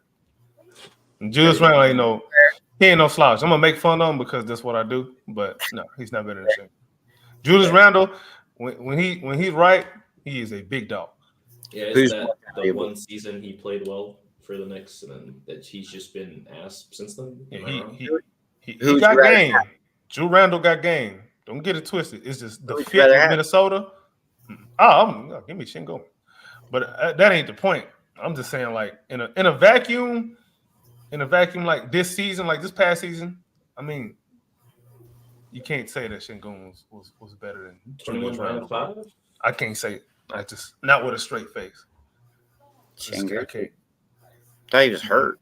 When he hurt all year. Yeah, he was hurt. But I'm saying like just overall, look at who's done what. Julius Randle was an all NBA player, bro. Like, what are we In doing? a COVID year, what are we doing? Come on, man. He 20 All NBA is all NBA. If it was so easy, somebody else would have been there too. There were conversations. And it's the Knicks. Come on, conversations man. went Come on, it's on. the Knicks, baby. They be giving. Come on, man. Come on. All right. No, Okay. let's keep it a buck now, bro. I I'm respect probably it. gonna and get I'm death not gonna- threats now, but that's okay. All right. Okay, Yeah. hang on. My only question would be, did he tap out? Like, was that his peak? Was that Julius? Yeah, No. but that's what I mean. That's why I say Şengün on the upward trajectory. He's projecting to be better than Julius Randle is. I think this season he'll be better than Julius Randle. Right. Looking at straight stats, because I don't know Julius Randle like that. I just see the memes. Randle, actually pretty nice. Season before Randle last nice, year, bro. He's a he bad averaged man 25, when he's right. 10 and 4, and then last season he averaged 24, 9 and 5 in 46 games. Forget them That's numbers. not bad, Watch. man. Yeah, you're right. Randle is a problem, dog. When he's right in the right context, but that's the thing though. Oh. That's why that move to Minnesota isn't gonna work out too well because I don't think that fit is there, bro. I don't think that fit is Right. there. If they had even though Julius Randle can shoot the three a little bit now, 31%. you'd rather him take that than him punish you in the paint. because he can do that. He can grab boards. You can run the offense through him, which is probably what they're gonna do in Minnesota when they sit Gobert. They're probably gonna run a lot more offense through Julius Randle. I can see they probably close some games with him at the 5 and Nas Reed at the 4. And just go small. I could see something like that. Randall was an all-star last season. Yeah, Drew Randall is a bad man, bro. You're right. Let's not get it twisted. I take back my comments. I do apologize. You should. I could be I'm wrong. glad. What's his numbers? Huh? He passed the ball pretty good. Yes, he does. Yeah, he can pass. Yeah, he's been passing the ball well since he was in LA. Yes, he averaged. What was his assist numbers last year? Yep, he averaged 5 assists last season. The season before that, he averaged 4. The season before that, he averaged 5. The season before that great year where he was MVP and top 8, he averaged 24, 10, and 6. Hold on. Huh? Breaking news, more breaking news. Charlotte Hornets?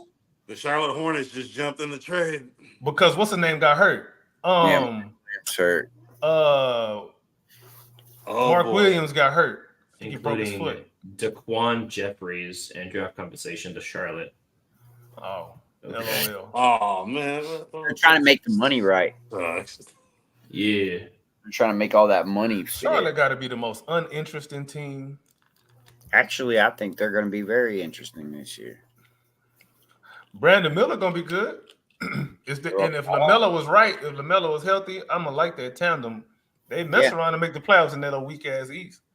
Yeah, healthy Mark Williams. Yeah, when you that big and you break your foot, you're not gonna be healthy for at least a year. You might come back, but that don't mean you're gonna be healthy. Yeah, they still got Bridges and that one dude Richards. They still got some size. Yeah, you're right. Maybe I'm just being a little bit harsh because it's Charlotte. So I don't know. I think they set a lot of the guys last year. I think they tried to play, tank it off. I think it'll be better. Man, they let go of James Bouknight already.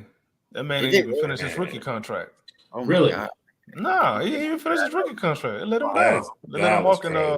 Yeah. The Bouknight pick, man. Interesting. Maybe the one I want to take a flyer on. I'm not taking a flyer on him. I ain't gonna lie. San Antonio will probably do well to take a flyer on somebody like him. Guys, are we in a position to be taking any more flyers on any players? No. I'm tired, bro. I'm tired of flying, bro. I'm tired. Say it louder. Say it louder. I'm tired, bro. I ain't trying to fly no more, man. Get me in a car. Give me some wheels, bro. Them wings is. We could walk. They just walk. Take your shoes off and walk. See, the problem when you flying, you get clipped. That's a long way down. That's right. Well, how high are we flying anyway at this point, right? 50, 41 wins, If I'm going to fly low, I might as well walk or drive. Well, that's right. That's right. I respect it. You ever fell on your face before? Is that it hurt, don't it? It hurt. All right. Yeah. I get it. When you flying and you fall, you falling on your face. That's a guarantee. Yes, sir. Interesting. I respect it. That's pretty good. AP man, give us thoughts, bro.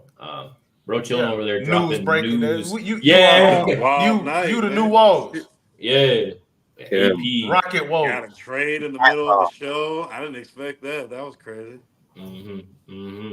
Holla at us, bro. Tell us what you think. Yeah, Clutch City Connect bomb over there, bro. That's crazy. That's gracious. Yeah. I don't know. I think I don't know. I don't want to talk too much about the Wolves anymore, but I mean, that was shocking. We did a whole NBA episode now. We started with the Rockets. Whole NBA show now. Every time, baby. This is why y'all got to tune into the Rockets round robin, man. When y'all see that post, man, hit that bell icon and get that notification. Because when we go live, we really be live. Ain't a dull moment. We're doing it live. Doing it live. Doing it live. Yes, sir. Yes, sir. Yeah, I don't know. How do you guys feel about OKC? Just quick little roundup. I hate them. That's how I feel. Obviously. Are we? I mean, obviously Jalen cooked them, right? But at the end of the day, like, are we feeling any way? Are we feeling any type of way about them? Are we, year 2, year 3 Chet. Another year of the young star SGA, aka 27, going 26, 27 years old, man. They got Alex Crusoe. He's older. Anything at all? Yeah, I mean, they don't scare me. Yeah, they don't scare me as a Rocket fan. I think that we got a pretty good little matchups. Jalen cooked him, like you said last year, so did Şengün. No, they really don't. I'm not that scared of them. But, they're pretty much locked in pen to be that 1 seed. They got a multitude of ways that they can play. And so I think they throw a lot of different ways at people. You're probably looking at the leading scorer in Shea. What he averaged 34 last year. And probably the MVP year is probably breakout season.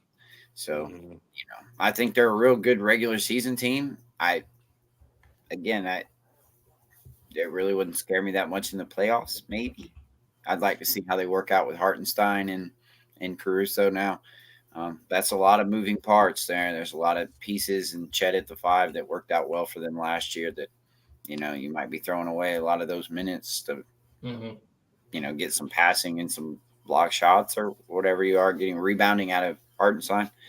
I know that was their Achilles heel last year in the playoffs. Yep. They might have fixed that problem. Yep. So, did they really fix that problem? Yeah, they went out. Good question. Okay, no. The reason why I'm asking is because if Hartenstein is supposed to be coming off the bench, their problem is not necessarily fixed. Yeah, you'd have to start, but then when you start him, you lose that. Start him, you lose that space, and that makes your offense so special. Yeah. Now, where does Shea operate? Does Shea have that same kind of space to operate and average 30 again? Possibly because Josh Giddey is no longer clogging up the paint with his non-shooting ass, and you got Caruso in there. Who was their center before Chet? Does anybody remember? Robinson Earl. Yeah, and there was another guy too. It was the other J Will, Big J Will. I think he's a backup center. Yeah, they had that. Mike Muscala. Yeah. Oh, Mike, but Mike wasn't really he was shooting from the outside, man. That man wouldn't. Yeah, he didn't like to paint. I'm just more or less trying to see if what it's going to look like for Shea if he's going to be used to. I don't know. It's going to be interesting for sure. Different. Definitely different. It's a little redundant. I mean, Dort or Caruso. Yep. Yeah. It's gonna be interesting. And one of them. Who knows, man? One of them. Who would y'all even rather start? I'd probably start off with. I'd probably start Dort just because of the chemistry that he already has with the starting lineup. Yeah. Caruso's better. I would too. Yes. Yeah, Caruso is a better player, man. Yeah. In my opinion, I could be wrong. They're the same. But Caruso also gets hurt too. So same thing to me. Yeah. I see there. I see there. I mean, yeah, same player, same thing, right? Just like Caruso's got the experience, and he's clearly the better player in all facets all around. I think it's just, and we saw it with the defensive advanced metrics too. He was a top perimeter defender. He was a top 3 perimeter defender in advanced stats as well. Despite the Bulls' offense or defense just being absolutely atrocious. So adding Caruso to that might help. It's just going to be interesting to see where he gets minutes because, again, it's a size thing. He's 6'3". So you're not playing him as a direct backup to Shea. You're probably going to play one of Dort or Caruso on the floor at all times. Don't forget about Jason Wallace. Jason Wallace is more of a point guard too. Caruso running the point. Yeah, no, Casey Wallace, he's versatile. He could play both guard positions. Correct. He's more of a combo guard, but Dort or Caruso is not. Yeah, Caruso's not. Yeah, he's more off ball. We really don't have much of a point guard. Yeah, because even Shea's point guard. Shea's a 2. Shea is a playmaker. He's not even really a point. He can make plays and he can make the offense work. And really, if you watch them play, Josh Giddey was really running point when he was there. Right. So you're probably gonna lose. You're gonna lose a little bit of that playmaking unless they expect Jay Will to step that up. But also you can run a little bit of offense through Hartenstein in the high post. We'll see. It'll be interesting to see, man. We'll be interested. I hope they fail though. I hope nothing but the worst for them. You know what I'm saying? I don't want them to. Listen. Anything in the state of Oklahoma is dirt. Period. Look at Dallas. Hey, I respect that. I respect that.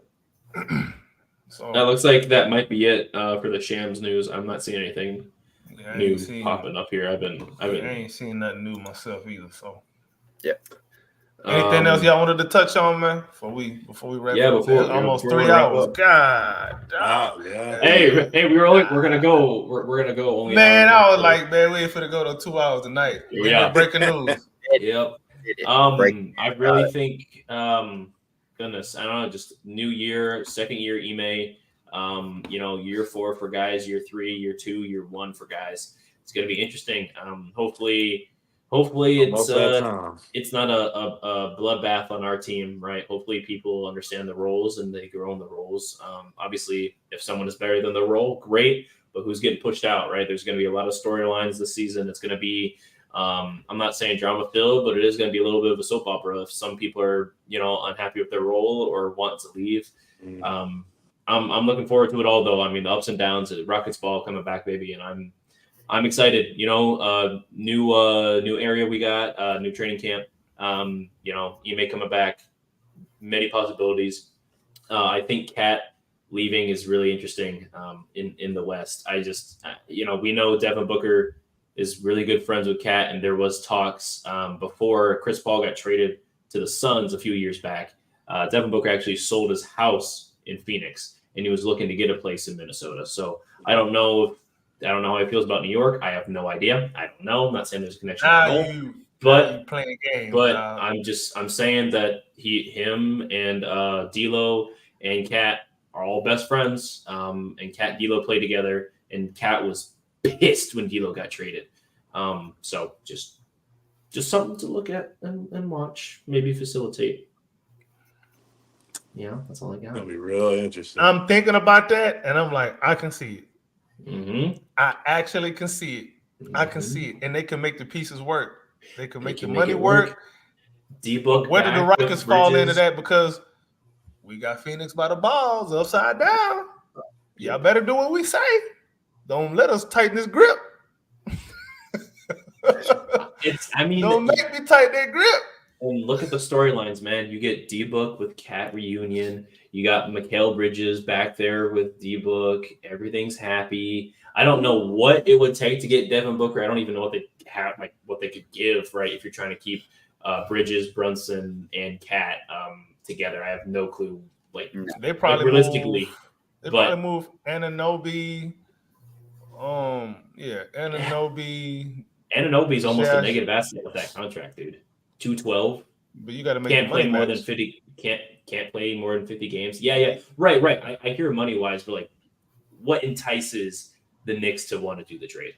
I know what entices the Knicks to do the trade. Yeah, they're like Devin they're Booker, trying to go for the championship this next season. So I think the thing would be, this is why the Rockets would get involved. Phoenix would somehow get their picks back, but we got to get something back that we want.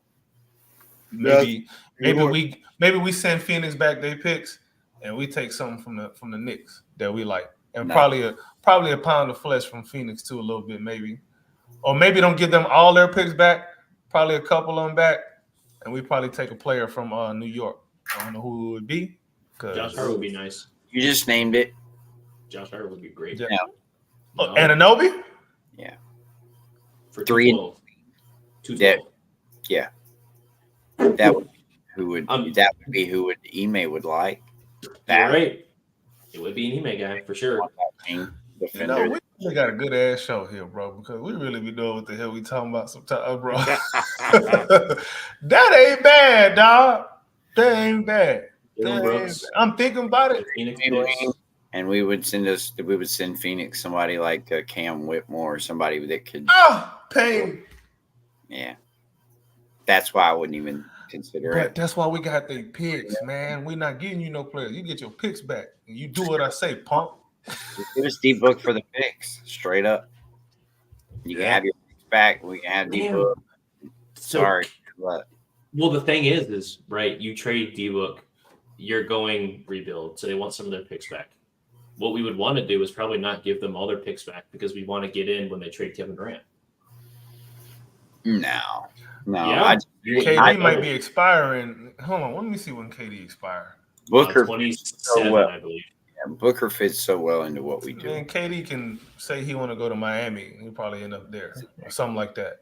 I agree. So I don't know. I'm just hypothetically speaking. I'm not as in tune with Gorman or as Gorman is. He planned that perfectly. That was pretty nice. I don't know. I just got a feeling, man. If we don't have to give up everything, and we're able to get Anunoby out of the trade, I would do it. But I would see what else maybe down the line. I almost have a feeling that if Kevin Durant says anything in the media this season, anything, we're looking at once the 30 win mark comes, if Kevin Durant says anything, Stone, your phone needs to be on standby for sure. You need to be calling them right now. Just saying, hey, I'm just calling, check on y'all, see how y'all doing. I still got your balls. Yeah. Hey, boo, what you doing? I see you was up late, For sure. For sure. It's gonna be interesting. Boy, this season is gonna be something. I can't wait for this thing to start. I can't wait for this thing to Media Day Monday, training camp next week, first preseason game coming up in a few weeks. Oh yeah. Man, the tickets are already sold out for that, man. I'm mad. Media Monday, baby. Go to that open first gym. First preseason game against Utah Jazz, October 7th. I think I'm gonna go to the home opener. I think I'm gonna buy tickets for the home opener. Hey, check it out. I might go to that October 17th game against San Antonio. Hey, if you go to the open practice and you buy one of the packages, you get tickets for the Spurs game. Man, I couldn't find the ticket. The tickets are sold out. It look like, bro. Unless if you see something, send me a link, please. I got you. Please, bro. I'm trying to get them Spurs tickets too. Go to that game. Sure. Yeah, I just want to go and see how tall Wemby is in person, and then exaggerate and act like he's not really that tall when I seen him in person. I just want to go be a hater, bro. I love it. I love it. See, I can admit it. I'm a professional hater, bro. This is what I do. I can openly come and say I'm a hater, but at the same time, I can also give you the real. I could be a stan, like when we was talking about nah, I ain't gonna go there. When I was talking about Ja Morant. And then I can also be a realist when I was saying, nah, Julius Randle actually better than Alfred Shingo. I can do it all, bro. It just depends on how I feel. One thing I will never stand is Dallas. The city of Dallas, Oklahoma. That's right. It's not in Texas. Ain't worth it. Yeah, guys, that looks like that might be it. I think we can kind of call it wraps, man. Any final words from everybody, man? I'm gonna shoot it at you first, AP. I'm just ready for the season. That's all it is to it. I'm ready for media day, training camp. I'm ready for the season. I'm ready to get this thing rolling. Yes, cool, sir. Man. Yes, sir. Tell the people where they can find you too, man. You can find us on IG and Twitter at Clutch City Connect and Rockets Red Robin. I'm working on getting an X for them pretty soon, but for right now, I have them on IG. But you can follow both of us on there. Bet. Clips Gorman. Yeah, man. Final words and tell people where they can find you at. Man, the Rockets chop me up over the Twitter X, whatever they call it, X Twitter. Gorman Kristoff, come check me out. Come talk rock the ball. I appreciate you guys for having me on. Apologize for being late. It's all good. You had good timing with that one. I hope y'all enjoy this because I certainly enjoy it. I certainly appreciate it. I certainly love watching and talking up with Rockets basketball with you guys. Already, man. Likewise. Drip Guard. Shoot at us, man. Tell us where they can find you at. What are your final thoughts? Call it. Yes, sir, guys. It's been phenomenal talking Rockets ball, league ball as well. Crazy, we got a trade on the pod here. Massive trade too. Not no regular ass. That was a pretty big trade. Blockbuster shit. Yeah. A Shams bomb. Shams. Anyway, I don't know if we can call that a bomb. We can't call it a bomb, man. That sounds racist as hell, boy. Anyway. H-Town Rundown, baby. You can find me there. H-Town Rundown on Twitter as well as Instagram. Be sure to follow the YouTube. Check us out, man. We going tomorrow live at noon on the H-Town Rundown, to talk more Rockets ball, a couple of things, talk about the stadium, and potentially a new starting five, depending on how people are feeling. But we'll talk more into that, guys. For sure. Yeah, make sure y'all For sure to check us out over there. And you can follow me at drip2bs_GWD on X as well as Instagram. Appreciate you guys having me. Thank you again, AK, for setting it up, guys. Rockets round robin, baby. Already, man. You already know what the deal is over here, man. This is the Rockets Propaganda channel. Make sure you hit that subscribe button. Rockets Propaganda NBA on YouTube. So follow me on Twitter at AKinfinity_VVS. Like the video, hit that subscribe button.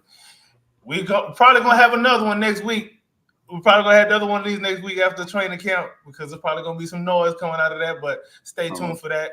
Make sure you hit that notification bell as well. And we out of here.